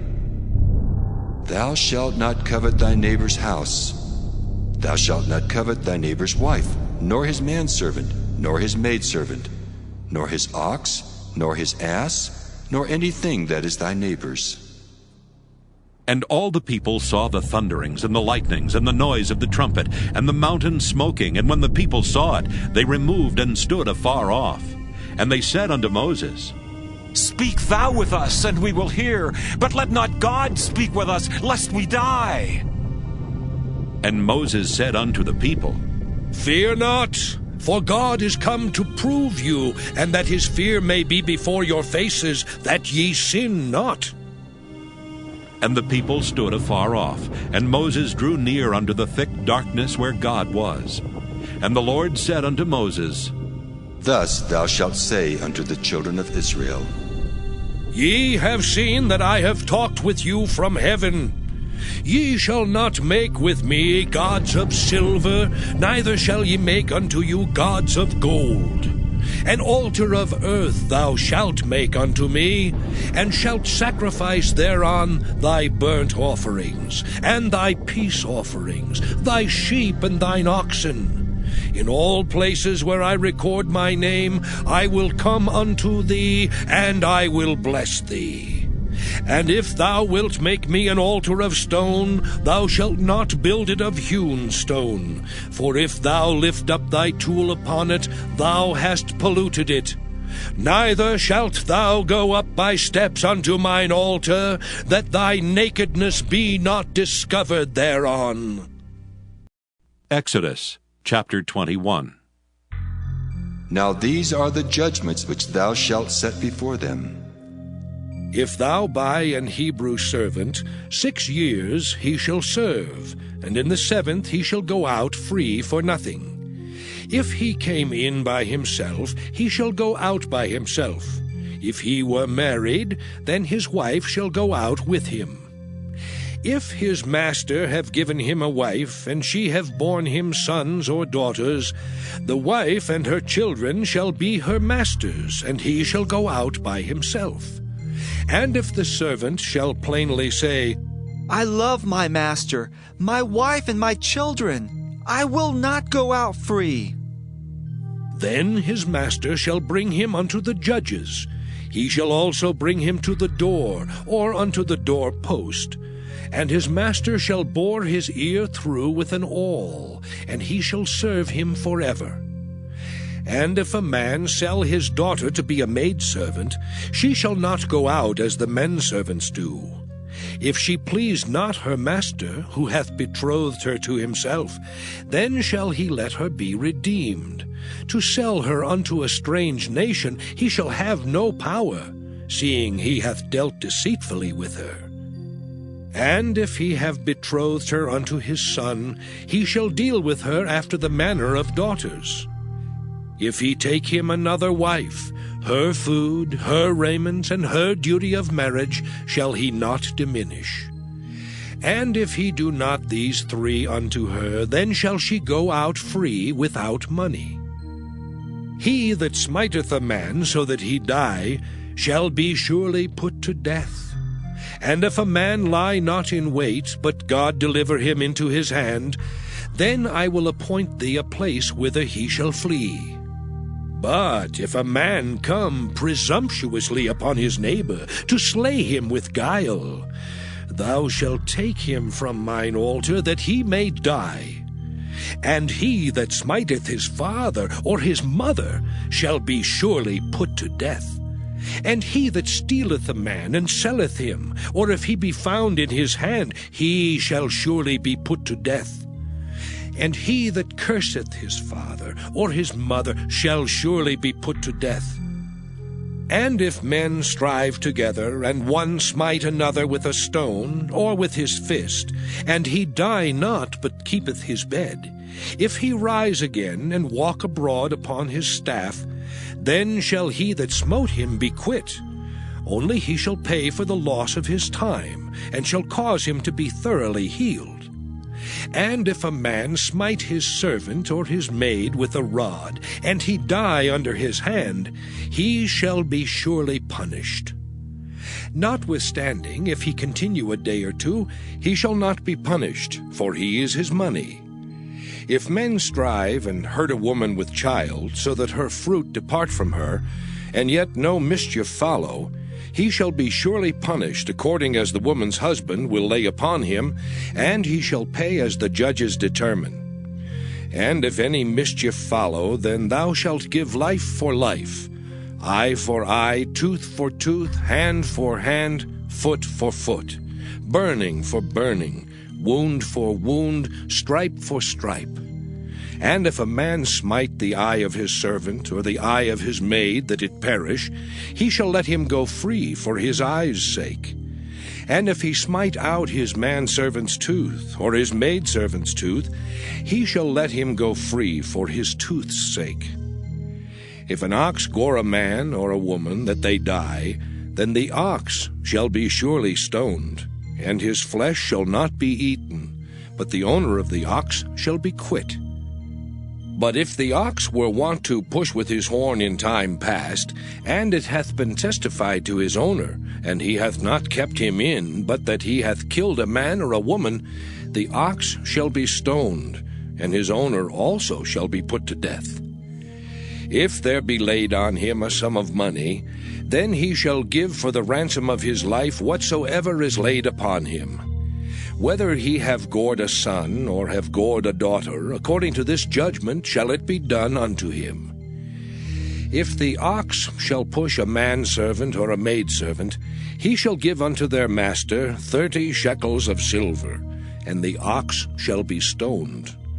And if a man shall open a pit, or if a man shall dig a pit and not cover it, and an ox or an ass fall therein, the owner of the pit shall make it good, and give money unto the owner of them, and the dead beast shall be his. And if one man's ox hurt another's, that he die, then they shall sell the live ox, and divide the money of it, and the dead ox also they shall divide. Or if it be known that the ox hath used to push in time past, and his owner hath not kept him in, he shall surely pay ox for ox, and the dead shall be his own. Exodus chapter 22. If a man shall steal an ox or a sheep, and kill it or sell it, he shall restore 5 oxen for an ox, and 4 sheep for a sheep. If a thief be found breaking up, and be smitten that he die, there shall no blood be shed for him. If the sun be risen upon him, there shall be blood shed for him, for he should make full restitution. If he have nothing, then he shall be sold for his theft. If the theft be certainly found in his hand alive, whether it be ox or ass or sheep, he shall restore double. If a man shall cause a field or vineyard to be eaten, and shall put in his beast, and shall feed in another man's field, of the best of his own field and of the best of his own vineyard shall he make restitution. If fire break out and catch in thorns, so that the stacks of corn or the standing corn or the field be consumed therewith, he that kindled the fire shall surely make restitution. If a man shall deliver unto his neighbor money or stuff to keep, and it be stolen out of the man's house, if the thief be found, let him pay double. If the thief be not found, then the master of the house shall be brought unto the judges, to see whether he have put his hand unto his neighbor's goods. For all manner of trespass, whether it be for ox, for ass, for sheep, for raiment, or for any manner of lost thing which another challengeth to be his, the cause of both parties shall come before the judges. And whom the judges shall condemn, he shall pay double unto his neighbor. If a man deliver unto his neighbor an ass or an ox or a sheep or any beast to keep, and it die or be hurt or driven away, no man seeing it, then shall an oath of the Lord be between them both, that he hath not put his hand unto his neighbor's goods, and the owner of it shall accept thereof, and he shall not make it good. And if it be stolen from him, he shall make restitution unto the owner thereof. If it be torn in pieces, then let him bring it for witness, and he shall not make good that which was torn. And if a man borrow aught of his neighbor, and it be hurt or die, the owner thereof being not with it, he shall surely make it good. But if the owner thereof be with it, he shall not make it good. If it be an hired thing, it came for his hire. And if a man entice a maid that is not betrothed, and lie with her, he shall surely endow her to be his wife. If her father utterly refuse to give her unto him, he shall pay money according to the dowry of virgins. Thou shalt not suffer a witch to live. Whosoever lieth with a beast shall surely be put to death. He that sacrificeth unto any god save unto the Lord only, he shall be utterly destroyed. Thou shalt neither vex a stranger nor oppress him, for ye were strangers in the land of Egypt. Ye shall not afflict any widow or fatherless child. If thou afflict them in any wise, and they cry at all unto me, I will surely hear their cry. and my wrath shall wax hot, and I will kill you with the sword, and your wives shall be widows, and your children fatherless. If thou lend money to any of my people that is poor by thee, thou shalt not be to him as an usurer, neither shalt thou lay upon him usury. If thou at all take thy neighbor's raiment to pledge, thou shalt deliver it unto him by that the sun goeth down. For that is his covering only, it is his raiment for his skin. Wherein shall he sleep? And it shall come to pass, when he crieth unto me, that I will hear, for I am gracious. Thou shalt not revile the gods, nor curse the ruler of thy people. Thou shalt not delay to offer the first of thy ripe fruits and of thy liquors. The firstborn of thy sons shalt thou give unto me. Likewise shalt thou do with thine oxen and with thy sheep. 7 days it shall be with his dam. On the 8th day thou shalt give it me.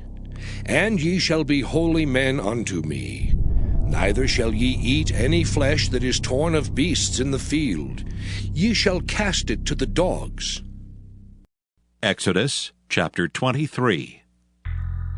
Thou shalt not raise a false report. Put not thine hand with the wicked to be an unrighteous witness. Thou shalt not follow a multitude to do evil. Neither shalt thou speak in a cause to decline after many to wrest judgment. Neither shalt thou countenance a poor man in his cause. If thou meet thine enemy's ox or his ass going astray, thou shalt surely bring it back to him again. If thou see the ass of him that hateth thee lying under his burden, and wouldest forbear to help him, thou shalt surely help with him. Thou shalt not wrest the judgment of thy poor in his cause. Keep thee far from a false matter, and the innocent and righteous slay thou not, for I will not justify the wicked. And thou shalt take no gift, for the gift blindeth the wise, and perverteth the words of the righteous. Also thou shalt not oppress a stranger, for ye know the heart of a stranger, seeing ye were strangers in the land of Egypt. And 6 years thou shalt sow thy land, and shalt gather in the fruits thereof. But the 7th year thou shalt let it rest and lie still, that the poor of thy people may eat. And what they leave the beasts of the field shall eat. In like manner thou shalt deal with thy vineyard and with thy oliveyard. 6 days thou shalt do thy work, and on the 7th day thou shalt rest. That thine ox and thine ass may rest, and the son of thy handmaid, and the stranger may be refreshed. And in all things that I have said unto you be circumspect. And make no mention of the name of other gods, neither let it be heard out of thy mouth. 3 times thou shalt keep a feast unto me in the year. Thou shalt keep the feast of unleavened bread. Thou shalt eat unleavened bread 7 days, as I commanded thee in the time appointed of the month Abib. For in it thou camest out from Egypt, and none shall appear before me empty. And the feast of harvest, the first fruits of thy labors, which thou hast sown in the field.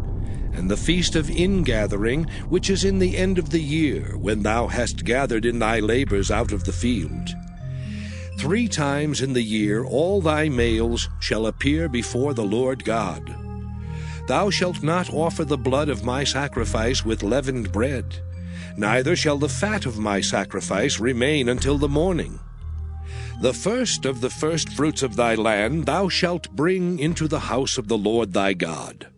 Thou shalt not see the kid in his mother's milk. Behold, I send an angel before thee to keep thee in the way, and to bring thee into the place which I have prepared. Beware of him, and obey his voice. Provoke him not, for he will not pardon your transgressions, for my name is in him. But if thou shalt indeed obey his voice, and do all that I speak, then I will be an enemy unto thine enemies, and an adversary unto thine adversaries. For mine angel shall go before thee, and bring thee in unto the Amorites and the Hittites and the Perizzites, and the Canaanites and Hivites and the Jebusites, and I will cut them off. Thou shalt not bow down to their gods, nor serve them, nor do after their works. But thou shalt utterly overthrow them, and quite break down their images. And ye shall serve the Lord your God, and he shall bless thy bread and thy water, and I will take sickness away from the midst of thee. There shall nothing cast their young, nor be barren in thy land. The number of thy days I will fulfill. I will send my fear before thee, and will destroy all the people to whom thou shalt come, and I will make all thine enemies turn their backs unto thee. And I will send hornets before thee, which shall drive out the Hivite, the Canaanite, and the Hittite from before thee. I will not drive them out from before thee in 1 year, lest the land become desolate, and the beast of the field multiply against thee. By little and little I will drive them out from before thee, until thou be increased and inherit the land. And I will set thy bounds from the Red Sea even unto the sea of the Philistines, and from the desert unto the river. For I will deliver the inhabitants of the land into your hand, and thou shalt drive them out before thee. Thou shalt make no covenant with them, nor with their gods. They shall not dwell in thy land, lest they make thee sin against me. For if thou serve their gods, it will surely be a snare unto thee. Exodus chapter 24. And he said unto Moses, Come up unto the Lord, thou and Aaron, Nadab and Abihu, and 70 of the elders of Israel, and worship ye afar off. And Moses alone shall come near the Lord. But they shall not come nigh, neither shall the people go up with him. And Moses came and told the people all the words of the Lord, and all the judgments. And all the people answered with one voice, and said, All the words which the Lord hath said will we do. And Moses wrote all the words of the Lord, and rose up early in the morning, and builded an altar under the hill, and 12 pillars, according to the 12 tribes of Israel. And he sent young men of the children of Israel, which offered burnt offerings, and sacrificed peace offerings of oxen unto the Lord. And Moses took half of the blood, and put it in basins, and half of the blood he sprinkled on the altar. And he took the book of the covenant, and read in the audience of the people, and they said, All that the Lord hath said will we do, and be obedient. And Moses took the blood, and sprinkled it on the people, and said, Behold the blood of the covenant, which the Lord hath made with you concerning all these words. Then went up Moses and Aaron, Nadab and Abihu, and 70 of the elders of Israel. And they saw the God of Israel. And there was under his feet as it were a paved work of a sapphire stone, and as it were the body of heaven in his clearness. And upon the nobles of the children of Israel he laid not his hand. Also they saw God, and did eat and drink. And the Lord said unto Moses, Come up to me into the mount, and be there, and I will give thee tables of stone, and a law and commandments which I have written, that thou mayest teach them. And Moses rose up, and his minister Joshua. And Moses went up into the mount of God. And he said unto the elders, Tarry ye here for us, until we come again unto you. And behold, Aaron and Hur are with you. If any man have any matters to do, let him come unto them. And Moses went up into the mount, and a cloud covered the mount. And the glory of the Lord abode upon Mount Sinai, and the cloud covered it 6 days. And the 7th day he called unto Moses out of the midst of the cloud. And the sight of the glory of the Lord was like devouring fire on the top of the mount in the eyes of the children of Israel. And Moses went into the midst of the cloud, and gat him up into the mount. And Moses was in the mount 40 days and 40 nights. Exodus chapter 25. And the Lord spake unto Moses, saying, Speak unto the children of Israel, that they bring me an offering. Of every man that giveth it willingly with his heart, ye shall take my offering. And this is the offering which ye shall take of them. gold and silver and brass, and blue and purple and scarlet and fine linen and goat's hair, and ram's skins dyed red, and badger's skins and shittim wood, oil for the light, spices for anointing oil and for sweet incense, onyx stones and stones to be set in the ephod and in the breastplate. And let them make me a sanctuary, that I may dwell among them, according to all that I show thee after the pattern of the tabernacle, and the pattern of all the instruments thereof, even so shall ye make it. And they shall make an ark of shittim wood. 2 cubits and a half shall be the length thereof, and 1 cubit and a half the breadth thereof, and 1 cubit and a half the height thereof. And thou shalt overlay it with pure gold, within and without shalt thou overlay it, and shalt make upon it a crown of gold round about. And thou shalt cast 4 rings of gold for it, and put them in the 4 corners thereof, and 2 rings shall be in the one side of it, and 2 rings in the other side of it. And thou shalt make staves of shittim wood, and overlay them with gold. And thou shalt put the staves into the rings by the sides of the ark, that the ark may be borne with them. The staves shall be in the rings of the ark, they shall not be taken from it. And thou shalt put into the ark the testimony which I shall give thee. And thou shalt make a mercy seat of pure gold. 2 cubits and a half shall be the length thereof, and 1 cubit and a half the breadth thereof. And thou shalt make 2 cherubims of gold.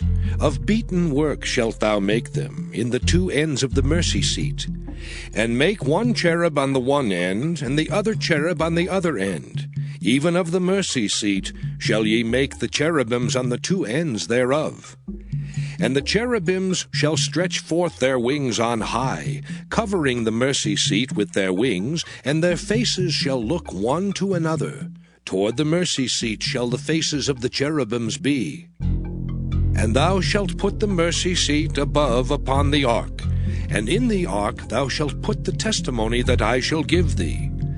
And there I will meet with thee, and I will commune with thee from above the mercy seat, from between the 2 cherubims which are upon the ark of the testimony of all things which I will give thee in commandment unto the children of Israel. Thou shalt also make a table of shittim wood. 2 cubits shall be the length thereof, and 1 cubit the breadth thereof, and 1 cubit and a half the height thereof. And thou shalt overlay it with pure gold, and make thereto a crown of gold round about. And thou shalt make unto it a border of an handbreadth round about, and thou shalt make a golden crown to the border thereof round about.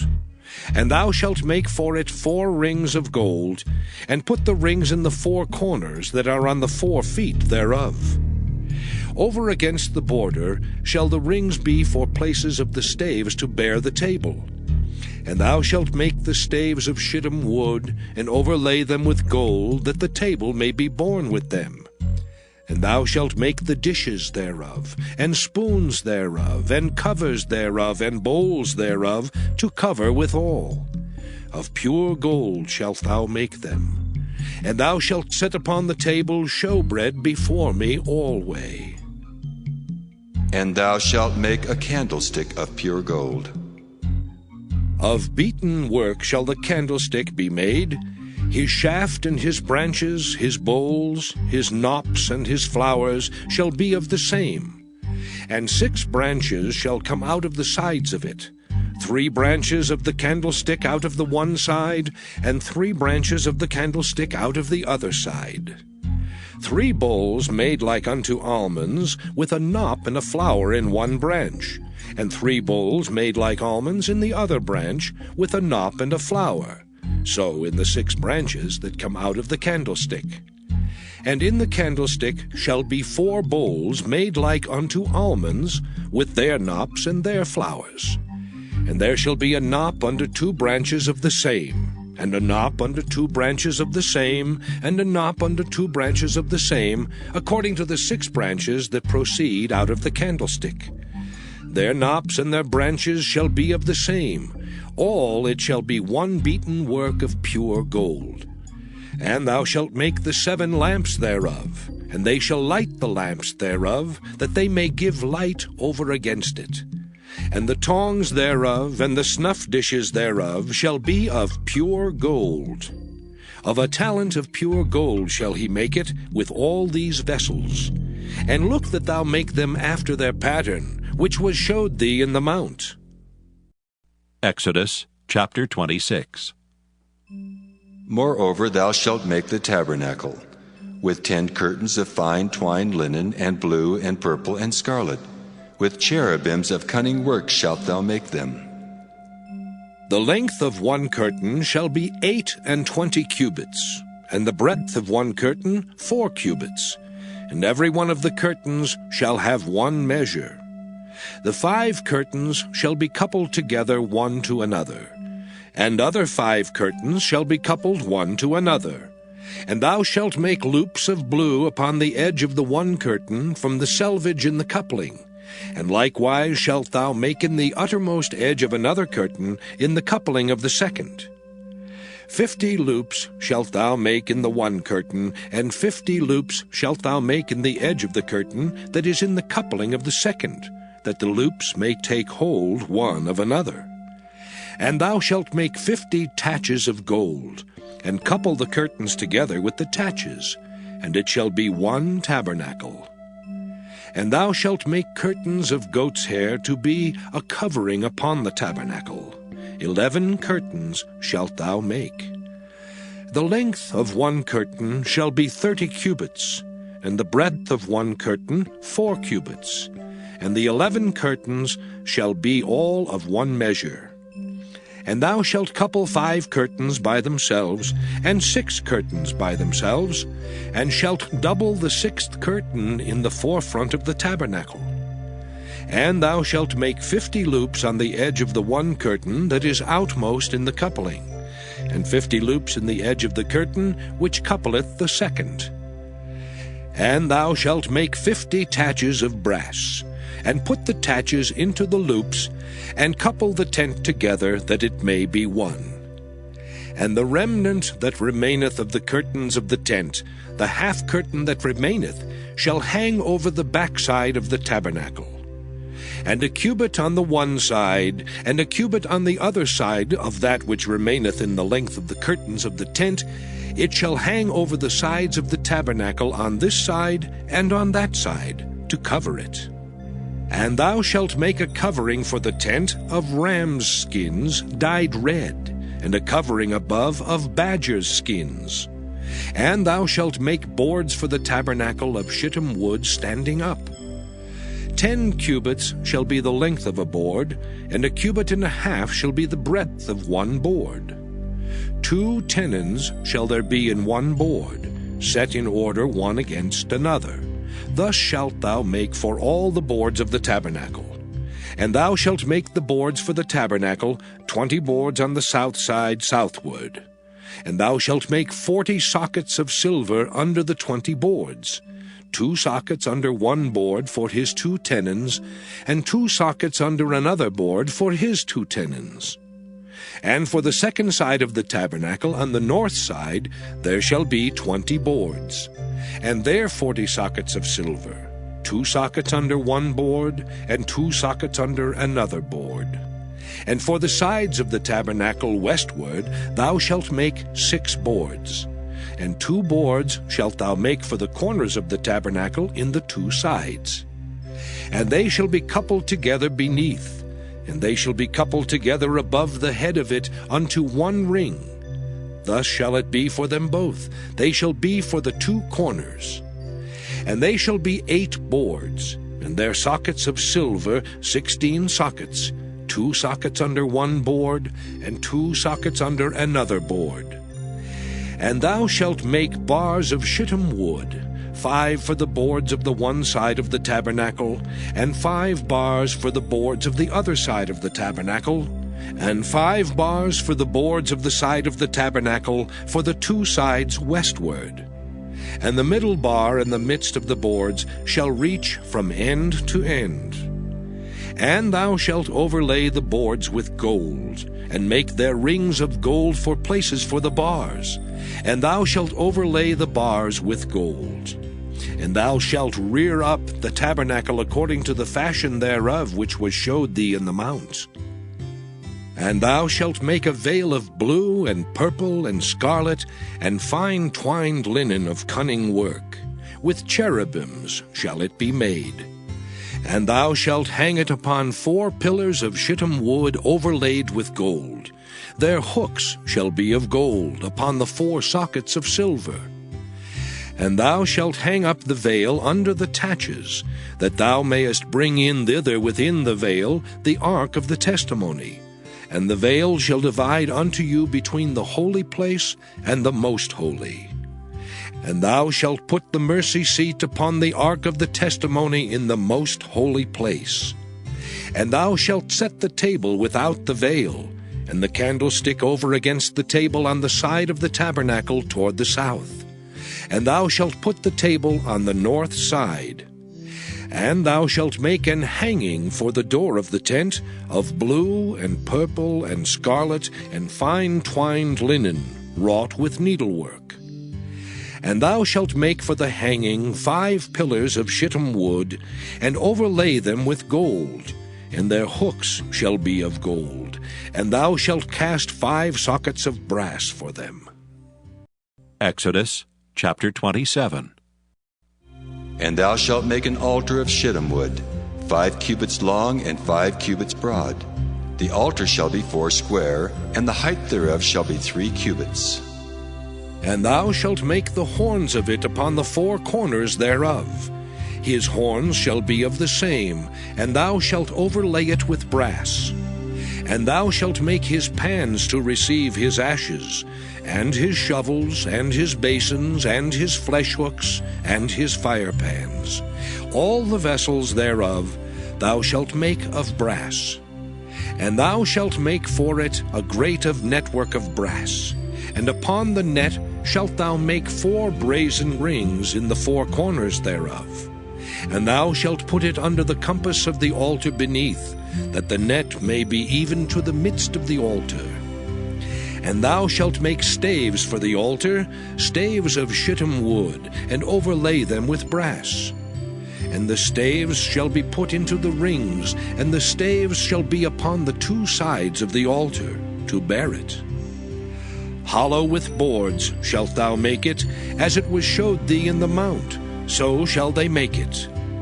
And thou shalt make the court of the tabernacle. For the south side southward there shall be hangings for the court of fine twined linen of 100 cubits long for one side. And the 20 pillars thereof and their 20 sockets shall be of brass. The hooks of the pillars and their fillets shall be of silver. And likewise for the north side in length there shall be hangings of 100 cubits long, and his 20 pillars and their 20 sockets of brass, the hooks of the pillars and their fillets of silver.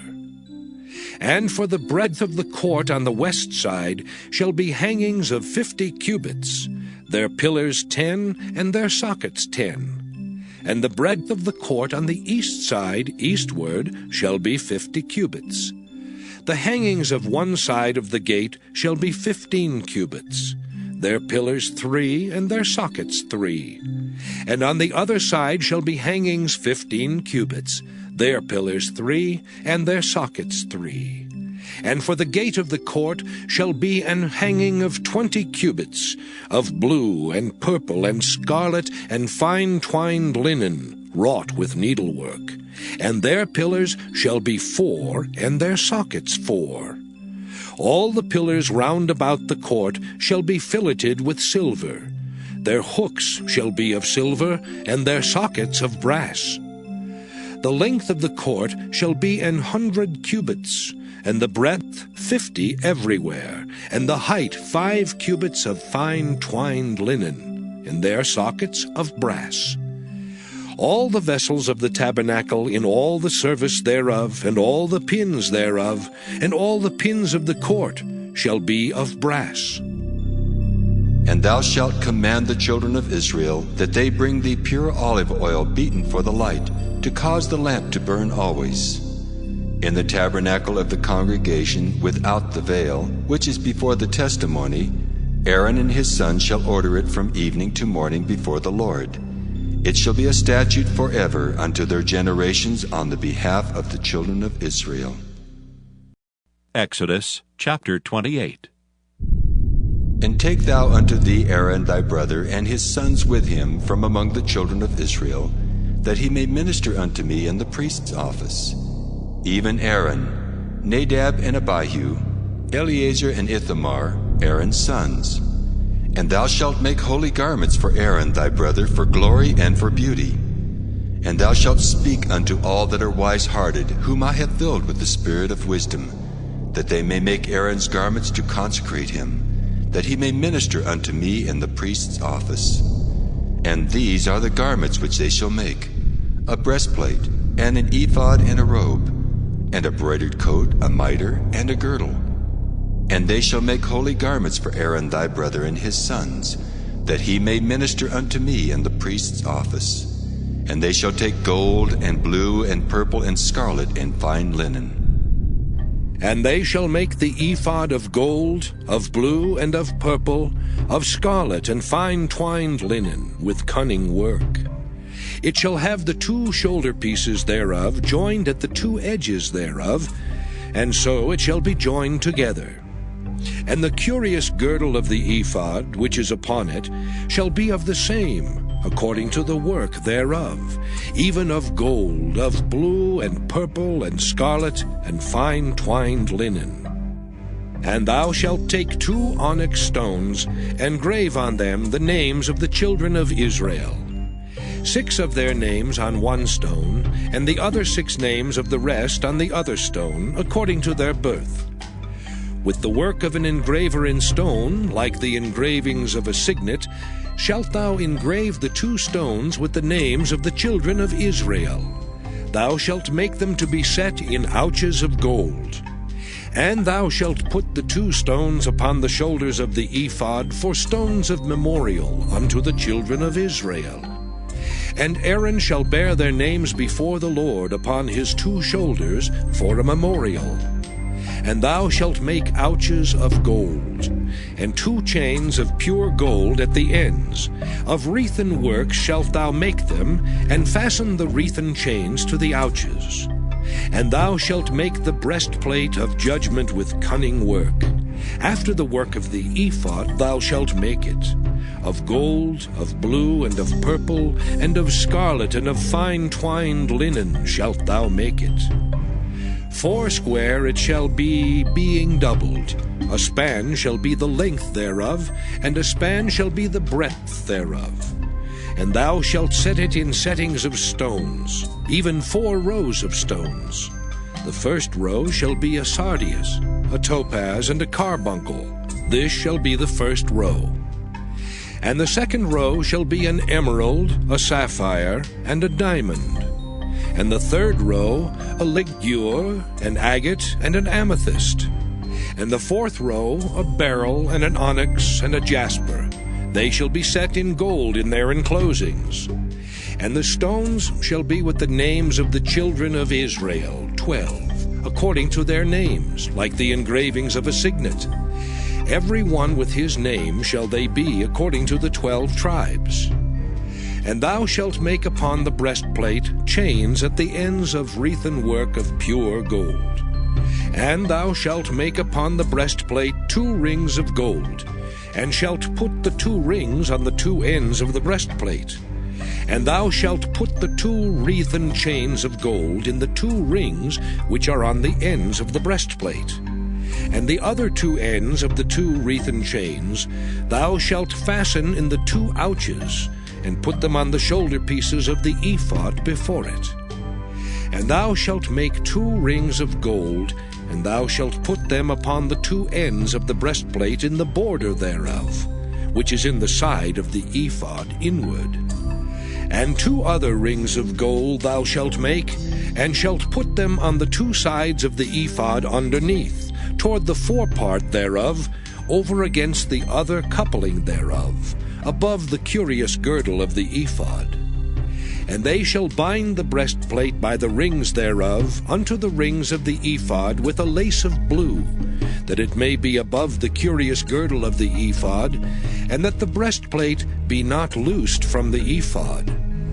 And Aaron shall bear the names of the children of Israel in the breastplate of judgment upon his heart, when he goeth in unto the holy place, for a memorial before the Lord continually. And thou shalt put in the breastplate of judgment, the Urim and the Thummim, and they shall be upon Aaron's heart when he goeth in before the Lord. And Aaron shall bear the judgment of the children of Israel upon his heart before the Lord continually. And thou shalt make the robe of the ephod all of blue, and there shall be an hole in the top of it, in the midst thereof. It shall have a binding of woven work round about the hole of it, as it were the hole of an habergeon, that it be not rent. And beneath upon the hem of it thou shalt make pomegranates of blue, and of purple, and of scarlet, round about the hem thereof, and bells of gold between them round about. A golden bell and a pomegranate, a golden bell and a pomegranate, upon the hem of the robe round about. And it shall be upon Aaron to minister, and his sound shall be heard when he goeth in unto the holy place before the Lord, and when he cometh out, that he die not. And thou shalt make a plate of pure gold, and grave upon it, like the engravings of a signet, Holiness to the Lord. And thou shalt put it on a blue lace, that it may be upon the mitre, upon the forefront of the mitre it shall be. And it shall be upon Aaron's forehead, that Aaron may bear the iniquity of the holy things which the children of Israel shall hallow in all their holy gifts. And it shall be always upon his forehead, that they may be accepted before the Lord. And thou shalt embroider the coat of fine linen, and thou shalt make the mitre of fine linen, and thou shalt make the girdle of needlework. And for Aaron's sons thou shalt make coats, and thou shalt make for them girdles, and bonnets shalt thou make for them, for glory and for beauty. And thou shalt put them upon Aaron thy brother, and his sons with him, and shalt anoint them, and consecrate them, and sanctify them, that they may minister unto me in the priest's office. And thou shalt make them linen breeches to cover their nakedness. From the loins even unto the thighs they shall reach. And they shall be upon Aaron and upon his sons when they come in unto the tabernacle of the congregation, or when they come near unto the altar to minister in the holy place, that they bear not iniquity and die. It shall be a statute forever unto him and his seed after him. Exodus chapter 29.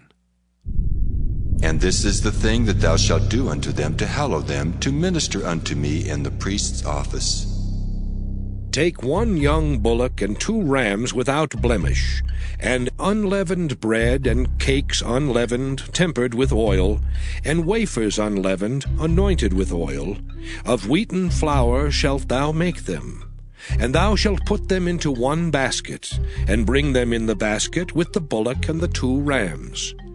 And Aaron and his sons thou shalt bring unto the door of the tabernacle of the congregation, and shalt wash them with water. And thou shalt take the garments, and put upon Aaron the coat, and the robe of the ephod, and the breastplate, and gird him with the curious girdle of the ephod. And thou shalt put the mitre upon his head, and put the holy crown upon the mitre. Then shalt thou take the anointing oil, and pour it upon his head, and anoint him. And thou shalt bring his sons, and put coats upon them. And thou shalt gird them with girdles, Aaron and his sons, and put the bonnets on them. And the priest's office shall be theirs for a perpetual statute. And thou shalt consecrate Aaron and his sons. And thou shalt cause a bullock to be brought before the tabernacle of the congregation. And Aaron and his sons shall put their hands upon the head of the bullock. And thou shalt kill the bullock before the Lord, by the door of the tabernacle of the congregation. And thou shalt take of the blood of the bullock, and put it upon the horns of the altar with thy finger, and pour all the blood beside the bottom of the altar. And thou shalt take all the fat that covereth the inwards, and the caul that is above the liver, and the 2 kidneys, and the fat that is upon them, and burn them upon the altar. But the flesh of the bullock, and his skin, and his dung, shalt thou burn with fire without the camp. It is a sin offering. Thou shalt also take 1 ram, and Aaron and his sons shall put their hands upon the head of the ram. And thou shalt slay the ram, and thou shalt take his blood, and sprinkle it round about upon the altar.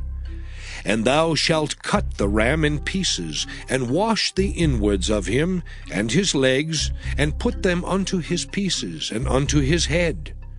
And thou shalt burn the whole ram upon the altar. It is a burnt offering unto the Lord. It is a sweet savour, an offering made by fire unto the Lord. And thou shalt take the other ram, and Aaron and his sons shall put their hands upon the head of the ram. Then shalt thou kill the ram, and take of his blood, and put it upon the tip of the right ear of Aaron, and upon the tip of the right ear of his sons, and upon the thumb of their right hand, and upon the great toe of their right foot, and sprinkle the blood upon the altar round about.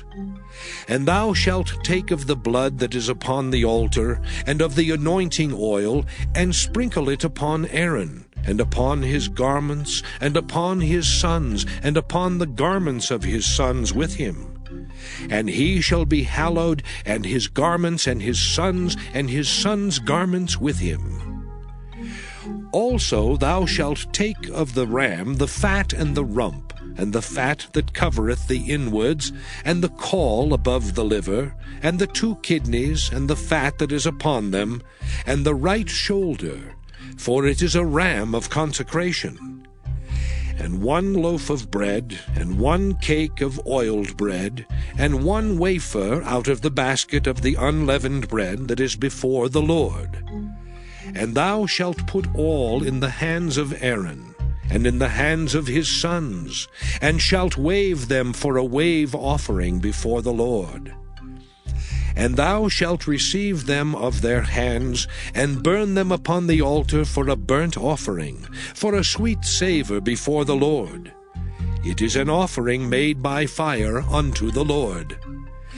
And thou shalt take the breast of the ram of Aaron's consecration, and wave it for a wave offering before the Lord, and it shall be thy part. And thou shalt sanctify the breast of the wave offering, and the shoulder of the heave offering, which is waved and which is heaved up, of the ram of the consecration, even of that which is for Aaron, and of that which is for his sons. And it shall be Aaron's and his sons by a statute forever from the children of Israel.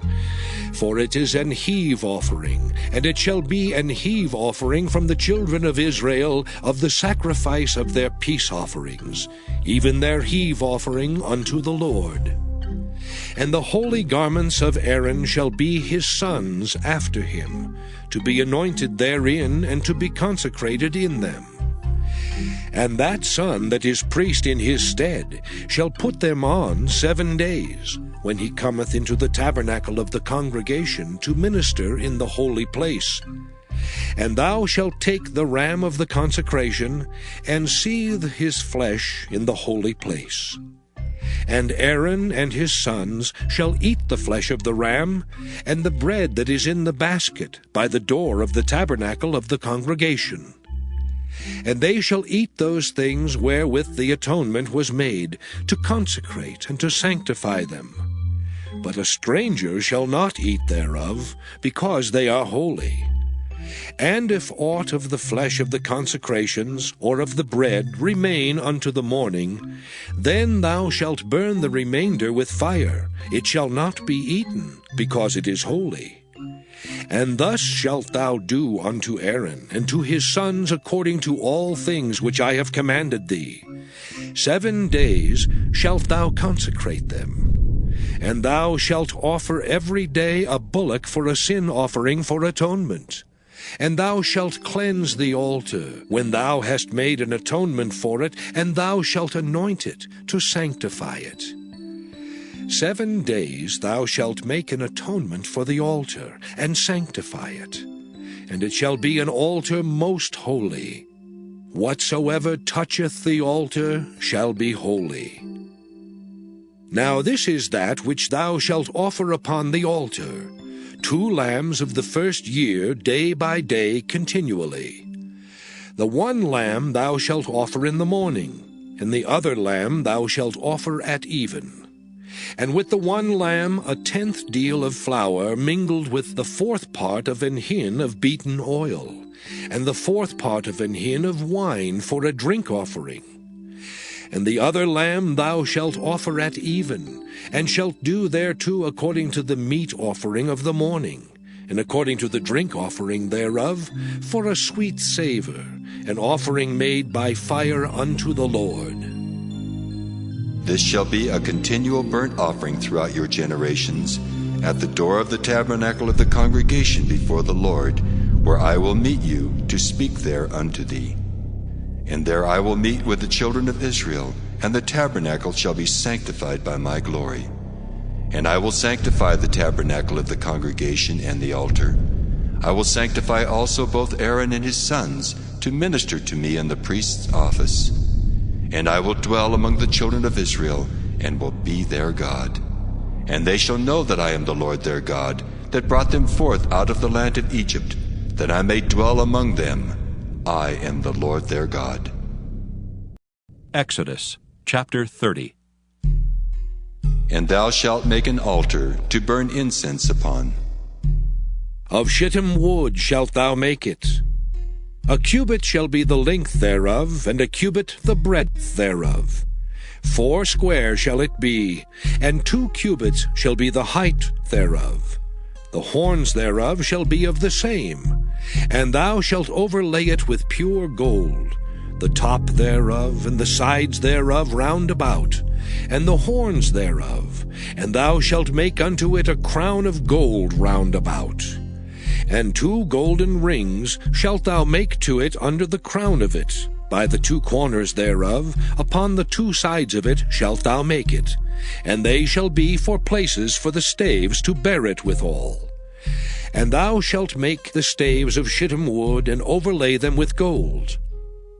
And thou shalt put it before the veil that is by the ark of the testimony, before the mercy seat that is over the testimony, where I will meet with thee.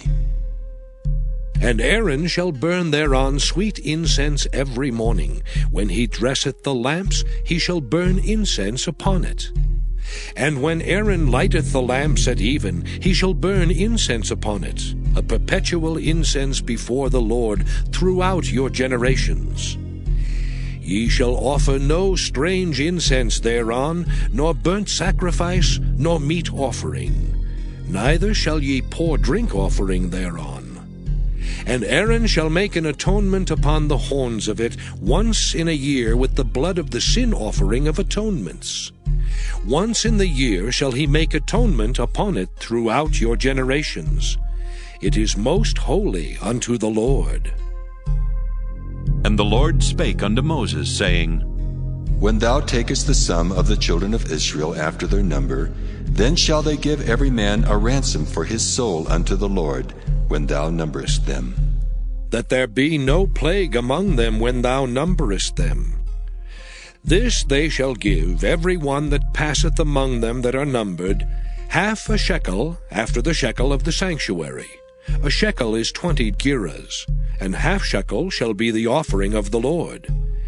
Every one that passeth among them that are numbered, from 20 years old and above, shall give an offering unto the Lord.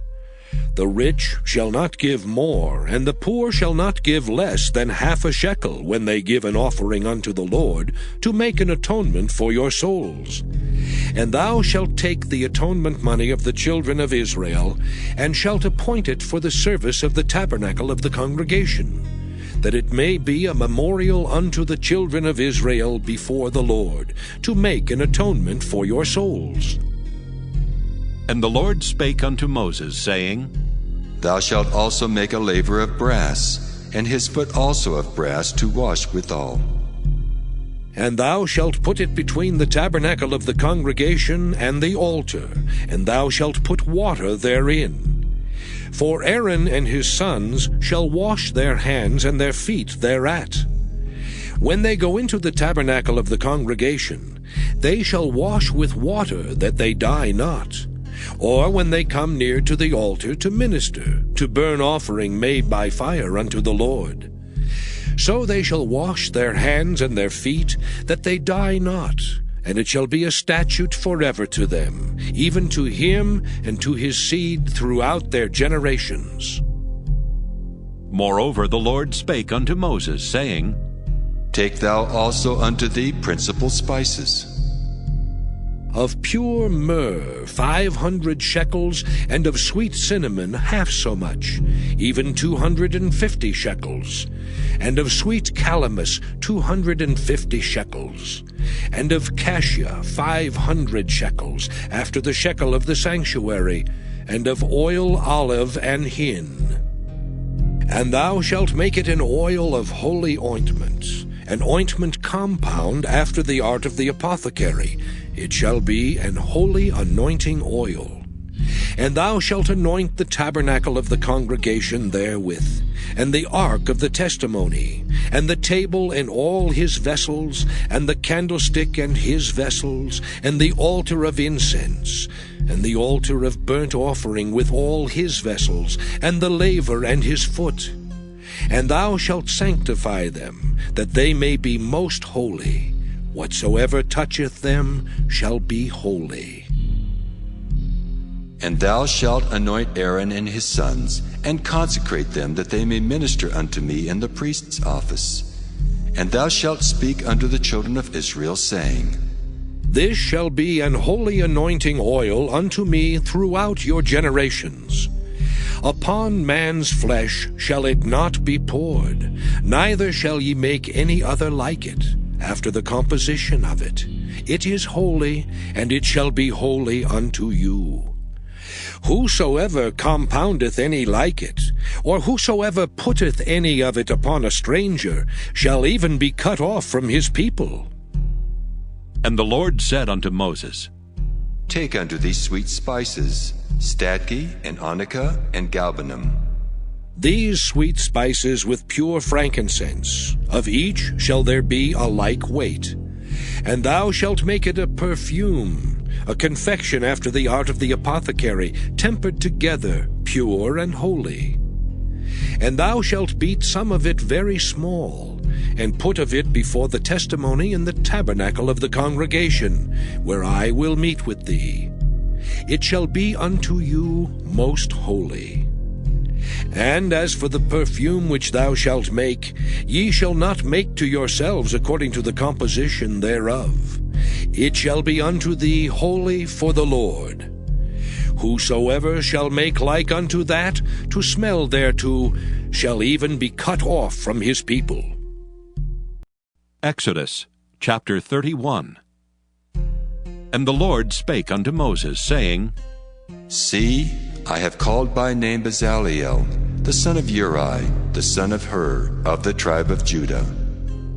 And I have filled him with the Spirit of God, in wisdom and in understanding, and in knowledge and in all manner of workmanship, to devise cunning works, to work in gold and in silver and in brass, and in cutting of stones to set them, and in carving of timber, to work in all manner of workmanship. And I, behold, I have given with him Aholiab, the son of Ahisamach, of the tribe of Dan. And in the hearts of all that are wise-hearted, I have put wisdom, that they may make all that I have commanded thee. the tabernacle of the congregation, and the ark of the testimony, and the mercy seat that is thereupon, and all the furniture of the tabernacle, and the table and his furniture, and the pure candlestick with all his furniture, and the altar of incense, and the altar of burnt offering with all his furniture, and the laver and his foot, and the cloths of service, and the holy garments for Aaron the priest, and the garments of his sons to minister in the priest's office, and the anointing oil, and sweet incense for the holy place. According to all that I have commanded thee shall they do. And the Lord spake unto Moses, saying, Speak thou also unto the children of Israel, saying, Verily my Sabbaths ye shall keep, for it is a sign between me and you throughout your generations, that ye may know that I am the Lord that doth sanctify you. Ye shall keep the Sabbath therefore, for it is holy unto you. Every one that defileth it shall surely be put to death. For whosoever doeth any work therein, that soul shall be cut off from among his people. 6 days may work be done, but in the 7th is the Sabbath of rest, holy to the Lord. Whosoever doeth any work in the Sabbath day, he shall surely be put to death. Wherefore the children of Israel shall keep the Sabbath, to observe the Sabbath throughout their generations, for a perpetual covenant. It is a sign between me and the children of Israel forever.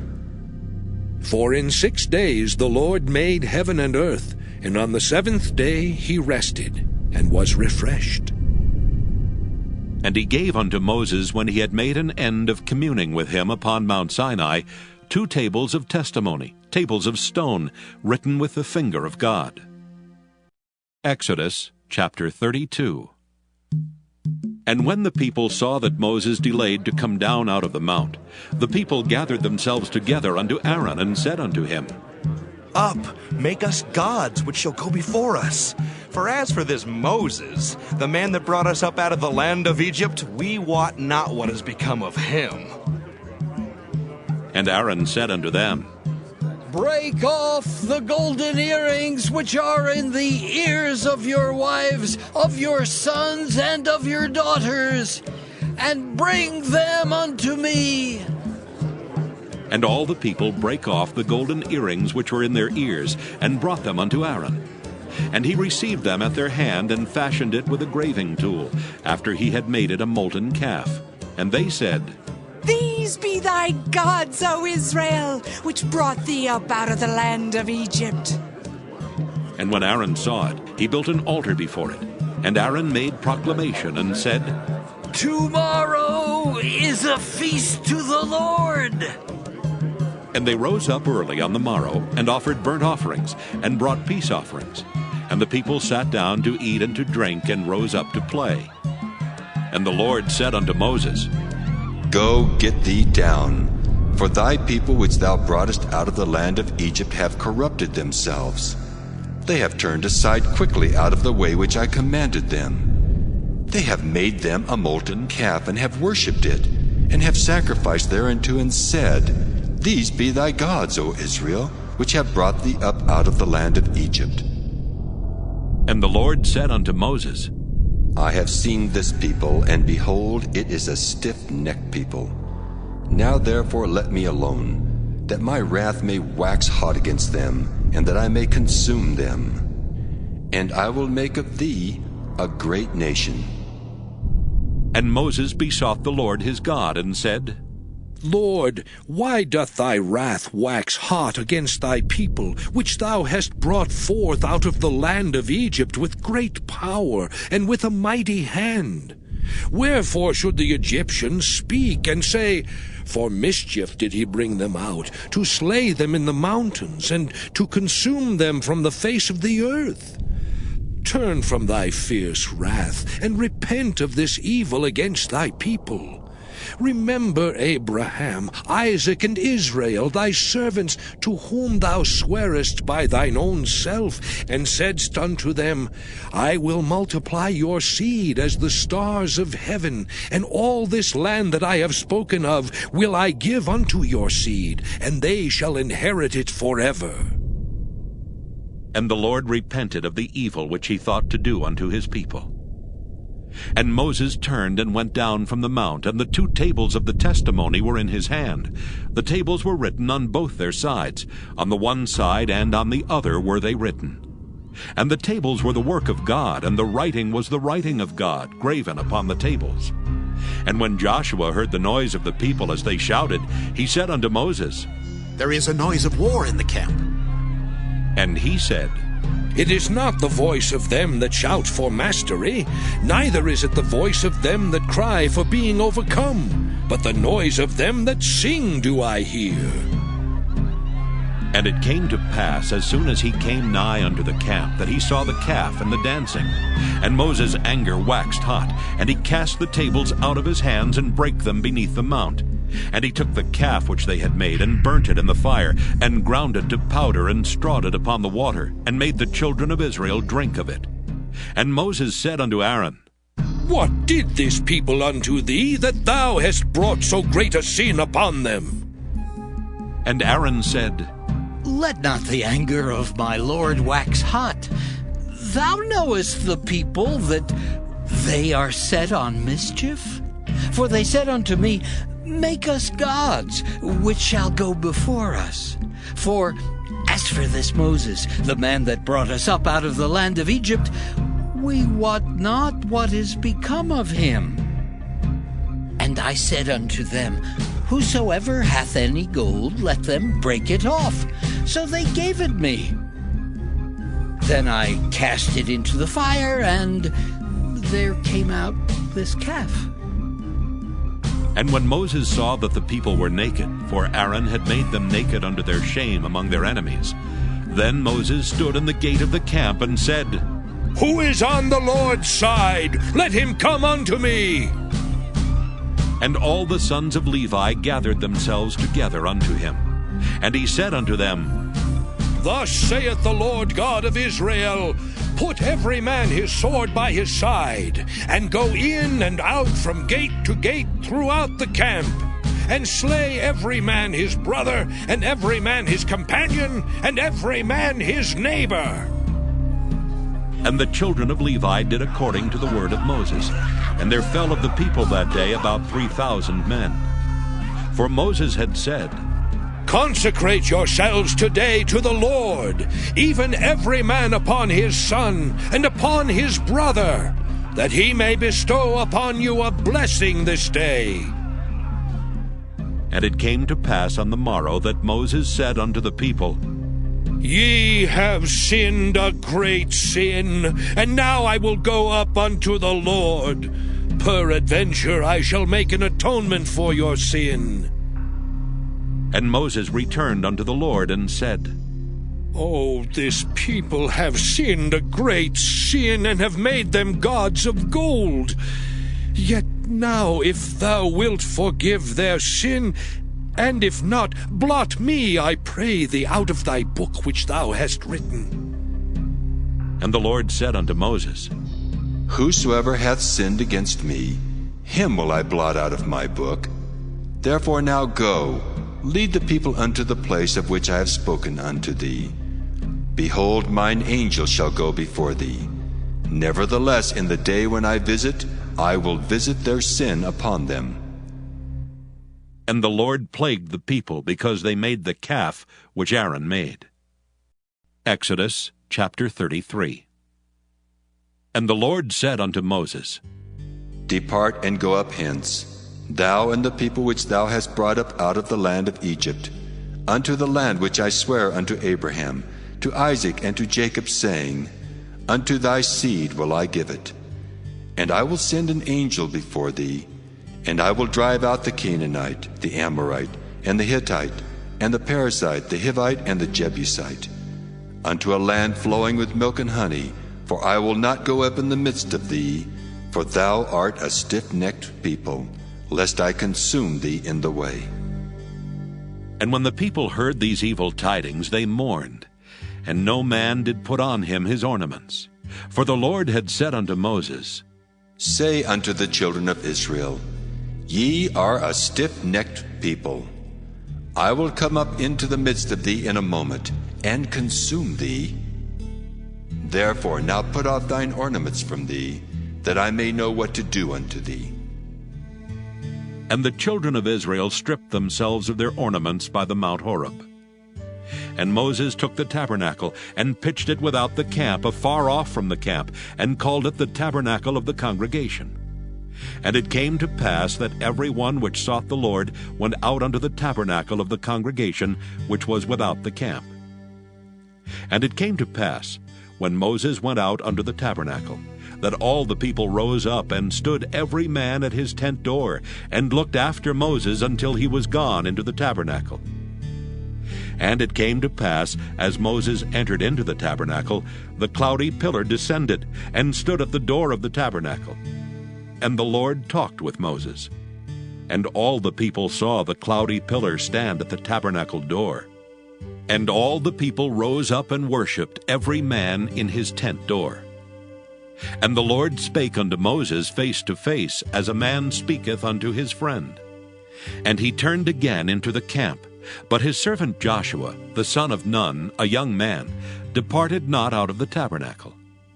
And Moses said unto the Lord, See, thou sayest unto me, Bring up this people, and thou hast not let me know whom thou wilt send with me.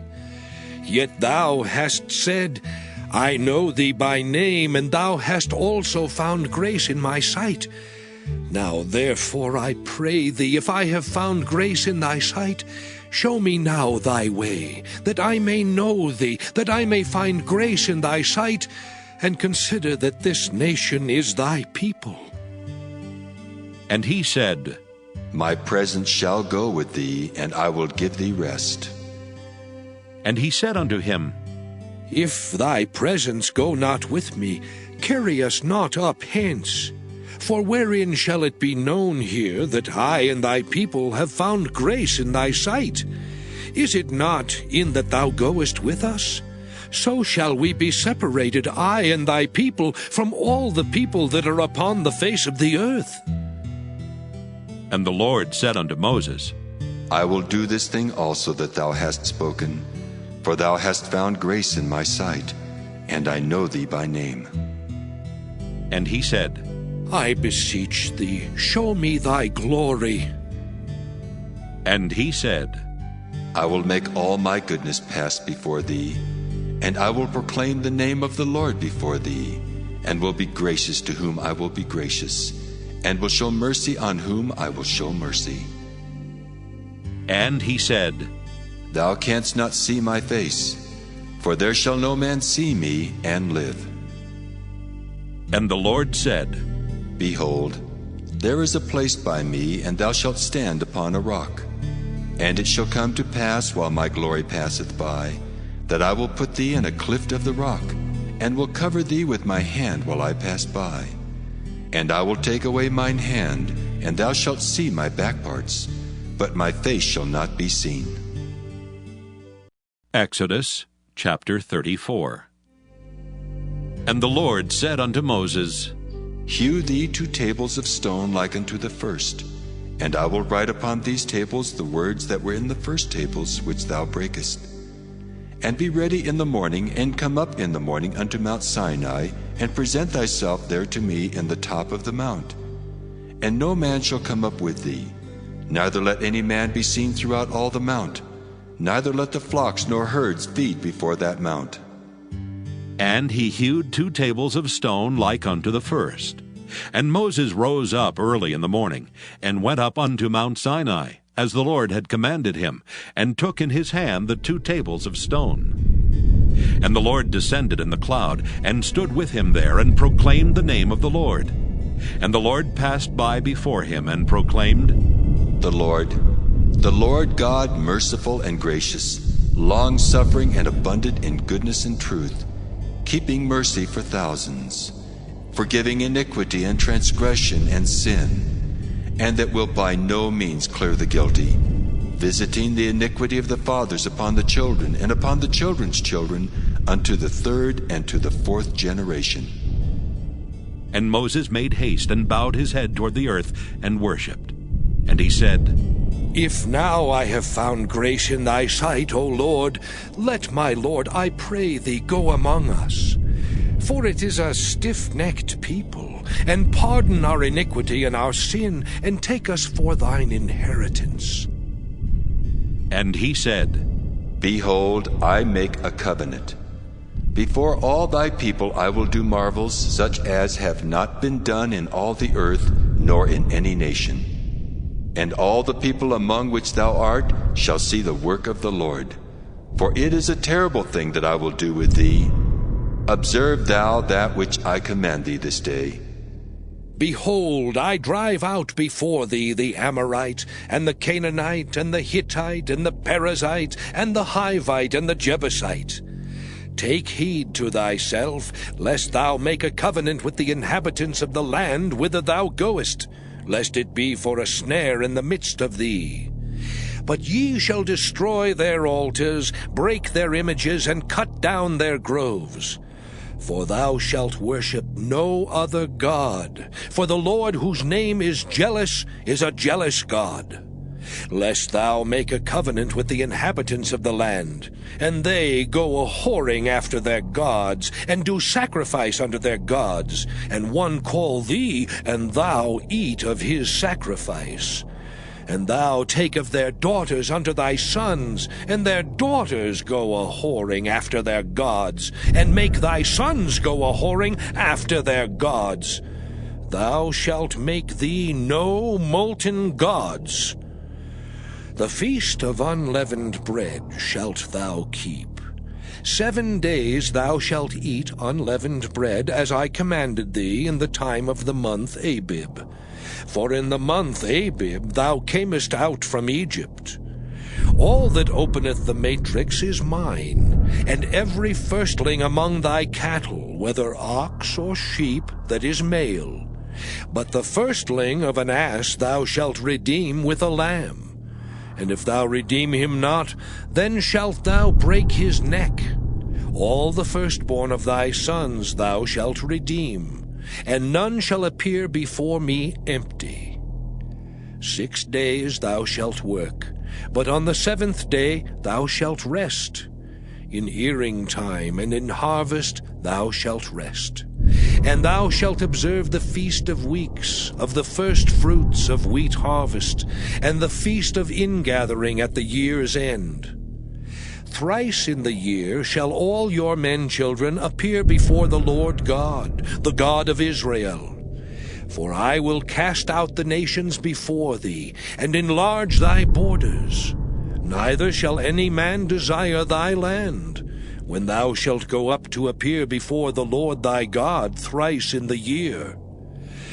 Thou shalt not offer the blood of my sacrifice with leaven, neither shall the sacrifice of the feast of the Passover be left unto the morning. The first of the first fruits of thy land thou shalt bring unto the house of the Lord thy God. Thou shalt not see the kid in his mother's milk. And the Lord said unto Moses, Write thou these words, for after the tenor of these words I have made a covenant with thee and with Israel. And he was there with the Lord 40 days and 40 nights. He did neither eat bread nor drink water. And he wrote upon the tables the words of the covenant, the 10 commandments. And it came to pass, when Moses came down from Mount Sinai with the 2 tables of testimony in Moses' hand, when he came down from the mount, that Moses wist not that the skin of his face shone while he talked with him. And when Aaron and all the children of Israel saw Moses, behold, the skin of his face shone, and they were afraid to come nigh him. And Moses called unto them, and Aaron and all the rulers of the congregation returned unto him, and Moses talked with them. And afterward all the children of Israel came nigh, and he gave them in commandment all that the Lord had spoken with him in Mount Sinai. Until Moses had done speaking with them, he put a veil on his face. But when Moses went in before the Lord to speak with him, he took the veil off until he came out. And he came out and spake unto the children of Israel that which he was commanded. And the children of Israel saw the face of Moses, that the skin of Moses' face shone. And Moses put the veil upon his face again, until he went in to speak with him. Exodus chapter 35. And Moses gathered all the congregation of the children of Israel together, and said unto them, These are the words which the Lord hath commanded, that ye should do them. 6 days shall work be done, but on the 7th day there shall be to you an holy day, a Sabbath of rest to the Lord. Whosoever doeth work therein shall be put to death. Ye shall kindle no fire throughout your habitations upon the Sabbath day. And Moses spake unto all the congregation of the children of Israel, saying, This is the thing which the Lord commanded, saying, Take ye from among you an offering unto the Lord. Whosoever is of a willing heart, let him bring it, an offering of the Lord, gold and silver and brass, and blue and purple and scarlet, and fine linen, and goat's hair, and ram's skins dyed red, and badger's skins, and shittim wood, and oil for the light, and spices for anointing oil, and for the sweet incense, and onyx stones, and stones to be set for the ephod, and for the breastplate. And every wise-hearted among you shall come, and make all that the Lord hath commanded. The tabernacle, his tent and his covering, his taches and his boards, his bars, his pillars and his sockets, the ark and the staves thereof with the mercy seat and the veil of the covering, the table and his staves, and all his vessels and the showbread, the candlestick also for the light, and his furniture, and his lamps with the oil for the light, and the incense altar, and his staves, and the anointing oil, and the sweet incense, and the hanging for the door at the entering in of the tabernacle, the altar of burnt offering with his brazen grate, his staves and all his vessels, the laver and his foot, the hangings of the court, his pillars and their sockets, and the hanging for the door of the court, the pins of the tabernacle, and the pins of the court, and their cords, the cloths of service, to do service in the holy place, the holy garments for Aaron the priest, and the garments of his sons, to minister in the priest's office. And all the congregation of the children of Israel departed from the presence of Moses. And they came, every one whose heart stirred him up, and every one whom his spirit made willing, and they brought the Lord's offering to the work of the tabernacle of the congregation, and for all his service, and for the holy garments. And they came, both men and women, as many as were willing-hearted, and brought bracelets and earrings and rings and tablets, all jewels of gold. And every man that offered an offering of gold unto the Lord. And every man with whom was found blue and purple and scarlet and fine linen, and goat's hair and red skins of rams and badgers' skins brought them. Every one that did offer an offering of silver and brass brought the Lord's offering. And every man with whom was found shittim wood for any work of the service brought it. And all the women that were wise-hearted did spin with their hands, and brought that which they had spun, both of blue and of purple and of scarlet and of fine linen. And all the women whose heart stirred them up in wisdom spun goat's hair. And the rulers brought onyx stones, and stones to be set for the ephod, and for the breastplate, and spice and oil for the light, and for the anointing oil, and for the sweet incense. The children of Israel brought a willing offering unto the Lord, every man and woman whose heart made them willing to bring for all manner of work, which the Lord had commanded to be made by the hand of Moses. And Moses said unto the children of Israel, See, the Lord hath called by name Bezaleel, the son of Uri, the son of Hur, of the tribe of Judah. And he hath filled him with the Spirit of God, in wisdom, in understanding, and in knowledge, and in all manner of workmanship, and to devise curious works, to work in gold, and in silver, and in brass, and in the cutting of stones to set them, and in carving of wood to make any manner of cunning work. And he hath put in his heart that he may teach, both he and Aholiab the son of Ahisamach of the tribe of Dan.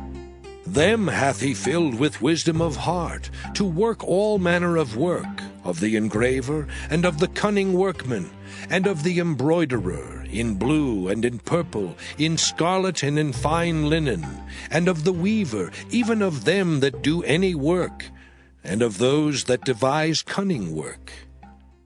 Exodus chapter 36. Then wrought Bezaleel and Aholiab, and every wise-hearted man in whom the Lord put wisdom and understanding, to know how to work all manner of work for the service of the sanctuary, according to all that the Lord had commanded. And Moses called Bezaleel and Aholiab, and every wise-hearted man, in whose heart the Lord had put wisdom, even every one whose heart stirred him up, to come unto the work to do it. And they received of Moses all the offering which the children of Israel had brought for the work of the service of the sanctuary, to make it withal. And they brought yet unto him free offerings every morning. And all the wise men that wrought all the work of the sanctuary came every man from his work which they made. And they spake unto Moses, saying, The people bring much more than enough for the service of the work which the Lord commanded to make. And Moses gave commandment, and they caused it to be proclaimed throughout the camp, saying, Let neither man nor woman make any more work for the offering of the sanctuary. So the people were restrained from bringing. For the stuff they had was sufficient for all the work to make it, and too much. And every wise-hearted man among them that wrought the work of the tabernacle made 10 curtains of fine twined linen, and blue and purple and scarlet. With cherubims of cunning work made he them. The length of one curtain was 28 cubits, and the breadth of one curtain 4 cubits. The curtains were all of one size. And he coupled the 5 curtains one unto another, and the other 5 curtains he coupled one unto another. And he made loops of blue on the edge of one curtain from the selvage in the coupling. Likewise he made in the uttermost side of another curtain in the coupling of the second. 50 loops made he in one curtain, and 50 loops made he in the edge of the curtain which was in the coupling of the second. The loops held one curtain to another. And he made 50 taches of gold, and coupled the curtains one unto another with the taches. So it became one tabernacle. And he made curtains of goat's hair for the tent over the tabernacle. 11 curtains he made them. The length of one curtain was 30 cubits, and 4 cubits was the breadth of one curtain. The 11 curtains were of one size. And he coupled 5 curtains by themselves, and 6 curtains by themselves. And he made 50 loops upon the uttermost edge of the curtain in the coupling, and 50 loops made he upon the edge of the curtain which coupleth the second. And he made 50 taches of brass to couple the tent together, that it might be one. And he made a covering for the tent of ram skins dyed red, and a covering of badger skins above that. And he made boards for the tabernacle of shittim wood standing up. The length of a board was 10 cubits, and the breadth of a board 1 cubit and a half. One board had 2 tenons, equally distant from one another. Thus did he make for all the boards of the tabernacle. And he made boards for the tabernacle, 20 boards for the south side southward. And 40 sockets of silver he made under the 20 boards, 2 sockets under one board for his 2 tenons, and 2 sockets under another board for his 2 tenons. And for the other side of the tabernacle, which is toward the north corner, he made 20 boards, and there 40 sockets of silver, 2 sockets under one board, and 2 sockets under another board.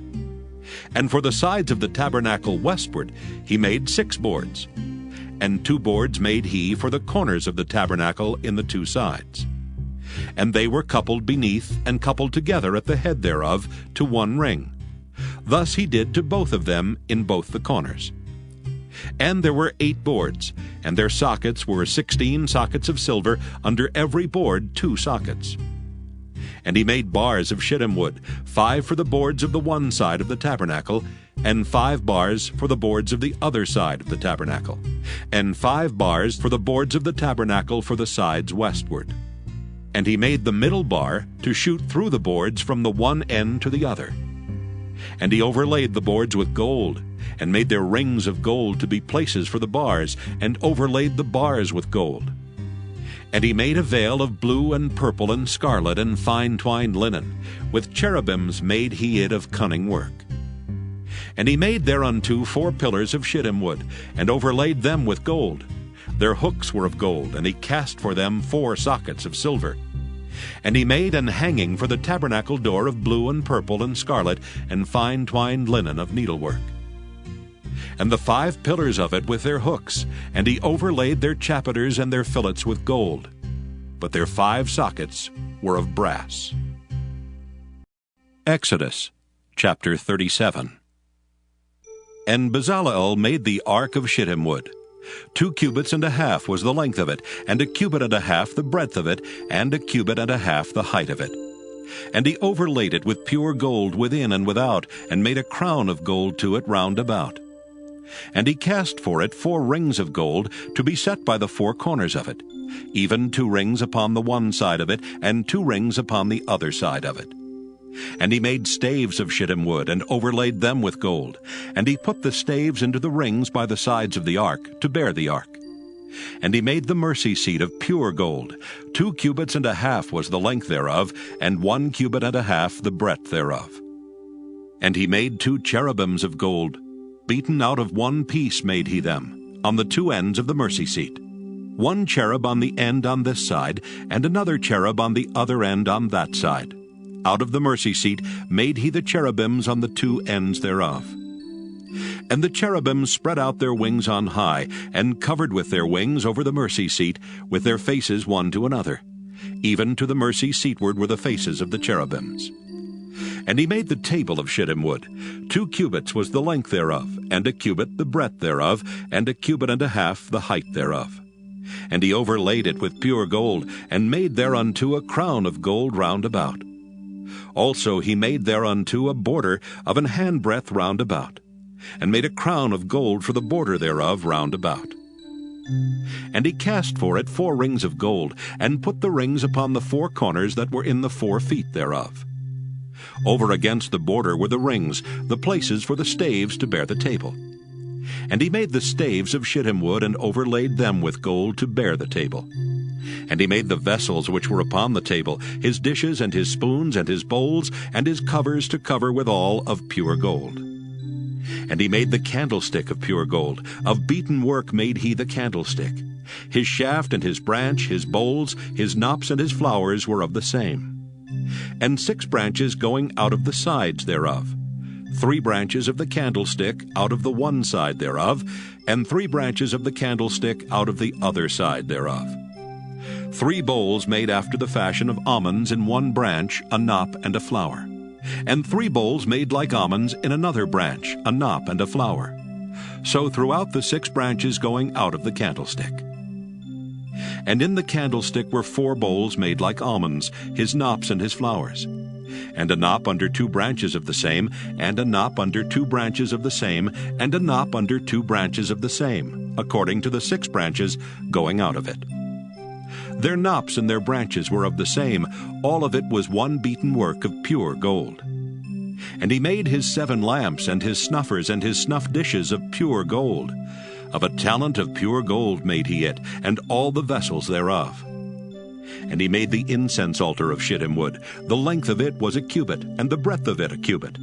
It was 4 square, and 2 cubits was the height of it. The horns thereof were of the same. And he overlaid it with pure gold, both the top of it and the sides thereof round about, and the horns of it. Also he made unto it a crown of gold round about.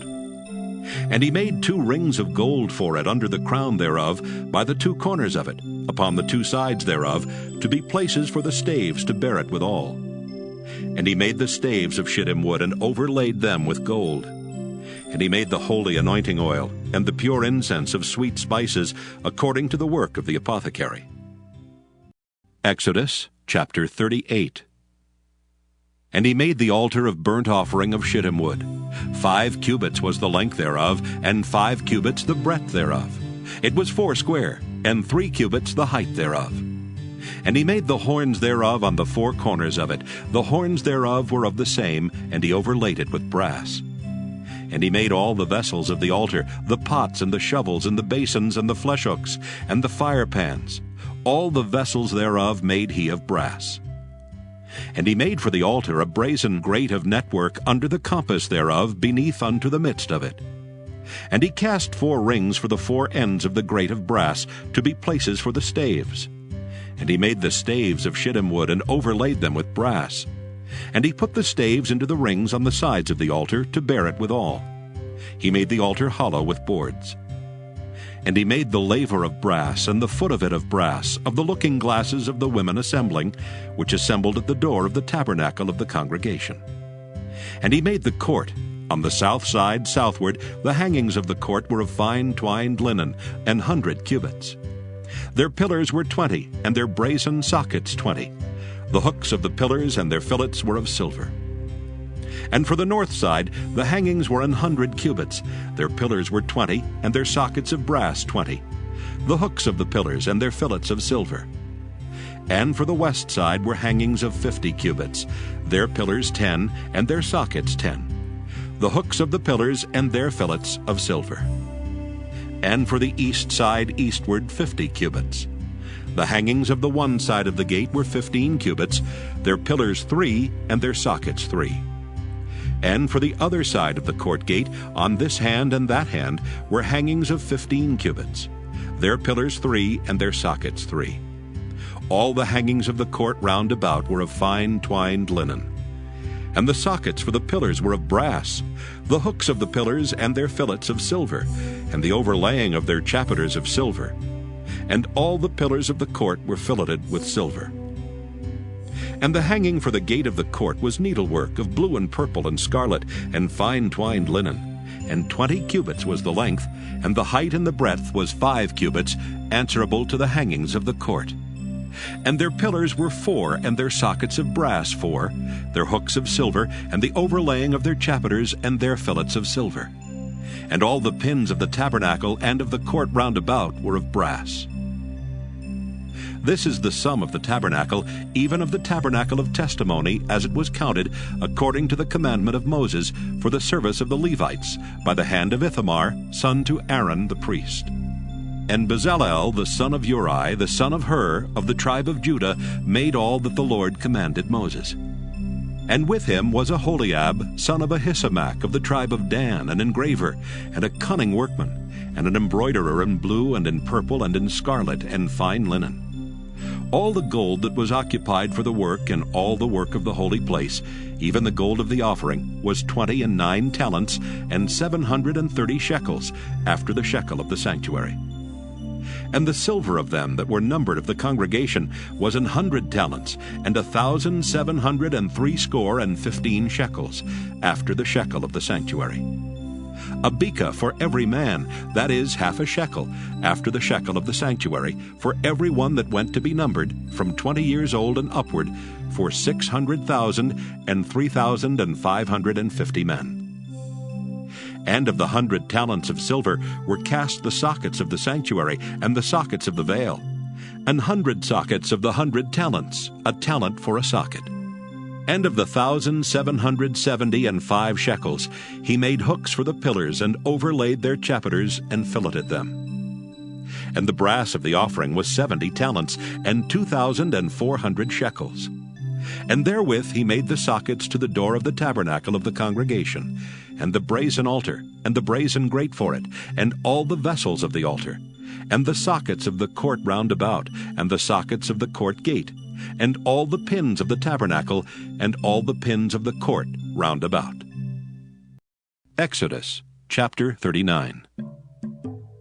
And of the blue and purple and scarlet they made cloths of service, to do service in the holy place, and made the holy garments for Aaron, as the Lord commanded Moses. And he made the ephod of gold, blue, and purple, and scarlet, and fine twined linen. And they did beat the gold into thin plates, and cut it into wires, to work it in the blue, and in the purple, and in the scarlet, and in the fine linen, with cunning work. They made shoulder pieces for it, to couple it together. By the 2 edges was it coupled together. And the curious girdle of his ephod that was upon it was of the same according to the work thereof, of gold, blue, and purple, and scarlet, and fine twined linen, as the Lord commanded Moses. And they wrought onyx stones enclosed in ouches of gold, graven, as signets are graven, with the names of the children of Israel. And he put them on the shoulders of the ephod, that they should be stones for a memorial to the children of Israel, as the Lord commanded Moses. And he made the breastplate of cunning work, like the work of the ephod, of gold, blue, and purple, and scarlet, and fine twined linen. It was 4 square. They made the breastplate double. A span was the length thereof, and a span the breadth thereof, being doubled. And they set in it 4 rows of stones. The first row was a sardius, a topaz, and a carbuncle. This was the first row. And the second row an emerald, a sapphire, and a diamond. And the third row a ligure, an agate, and an amethyst. And the fourth row a beryl, an onyx, and a jasper. They were enclosed in ouches of gold in their enclosings. And the stones were according to the names of the children of Israel, 12, according to their names, like the engravings of a signet, every one with his name according to the 12 tribes. And they made upon the breastplate chains at the ends of wreathen work of pure gold. And they made 2 ouches of gold and 2 gold rings, and put the 2 rings in the 2 ends of the breastplate. And they put the 2 wreathen chains of gold and the 2 rings on the ends of the breastplate. And the 2 ends of the 2 wreathen chains they fastened in the 2 ouches, and put them on the shoulder pieces of the ephod before it. And they made 2 rings of gold, and put them on the 2 ends of the breastplate, upon the border of it, which was on the side of the ephod inward. And they made 2 other golden rings, and put them on the 2 sides of the ephod underneath, toward the forepart of it, over against the other coupling thereof, above the curious girdle of the ephod. And they did bind the breastplate by his rings under the rings of the ephod with a lace of blue, that it might be above the curious girdle of the ephod, and that the breastplate might not be loosed from the ephod, as the Lord commanded Moses. And he made the robe of the ephod of woven work, all of blue. And there was an hole in the midst of the robe as the hole of an habergeon, with a band round about the hole, that it should not rend. And they made upon the hems of the robe pomegranates of blue and purple and scarlet and twined linen. And they made bells of pure gold, and put the bells between the pomegranates upon the hem of the robe, round about between the pomegranates. A bell and a pomegranate, a bell and a pomegranate, round about the hem of the robe to minister in, as the Lord commanded Moses. And they made coats of fine linen of woven work for Aaron and for his sons, and a mitre of fine linen, and goodly bonnets of fine linen, and linen breeches of fine twined linen, and a girdle of fine twined linen, and blue and purple and scarlet of needlework, as the Lord commanded Moses. And they made the plate of the holy crown of pure gold, and wrote upon it a writing, like to the engravings of a signet, Holiness to the Lord. And they tied unto it a lace of blue to fasten it on high upon the mitre, as the Lord commanded Moses. Thus was all the work of the tabernacle of the tent of the congregation finished. And the children of Israel did according to all that the Lord commanded Moses, so did they. And they brought the tabernacle unto Moses, the tent and all his furniture, his taches, his boards, his bars, and his pillars, and his sockets. And the covering of ram skins dyed red, and the covering of badger skins, and the veil of the covering, the ark of the testimony, and the staves thereof, and the mercy seat, the table and all the vessels thereof, and the showbread, the pure candlestick, with the lamps thereof, even with the lamps to be set in order, and all the vessels thereof, and the oil for light, and the golden altar, and the anointing oil, and the sweet incense, and the hanging for the tabernacle door, the brazen altar and his grate of brass, his staves and all his vessels, the laver and his foot, the hangings of the court, his pillars and his sockets, and the hanging for the court gate, his cords and his pins, and all the vessels of the service of the tabernacle for the tent of the congregation, the cloths of service to do service in the holy place, and the holy garments for Aaron the priest, and his sons' garments, to minister in the priest's office. According to all that the Lord commanded Moses, so the children of Israel made all the work. And Moses did look upon all the work, and behold, they had done it as the Lord had commanded, even so had they done it. and Moses blessed them. Exodus chapter 40. And the Lord spake unto Moses, saying, On the first day of the first month shalt thou set up the tabernacle of the tent of the congregation. And thou shalt put therein the ark of the testimony, and cover the ark with the veil. And thou shalt bring in the table, and set in order the things that are to be set in order upon it. And thou shalt bring in the candlestick, and light the lamps thereof. And thou shalt set the altar of gold for the incense before the ark of the testimony, and put the hanging of the door to the tabernacle. And thou shalt set the altar of the burnt offering before the door of the tabernacle of the tent of the congregation. And thou shalt set the laver between the tent of the congregation and the altar, and shalt put water therein. And thou shalt set up the court round about, and hang up the hanging at the court gate. And thou shalt take the anointing oil, and anoint the tabernacle and all that is therein, and shalt hallow it and all the vessels thereof, and it shall be holy. And thou shalt anoint the altar of the burnt offering, and all his vessels, and sanctify the altar, and it shall be an altar most holy.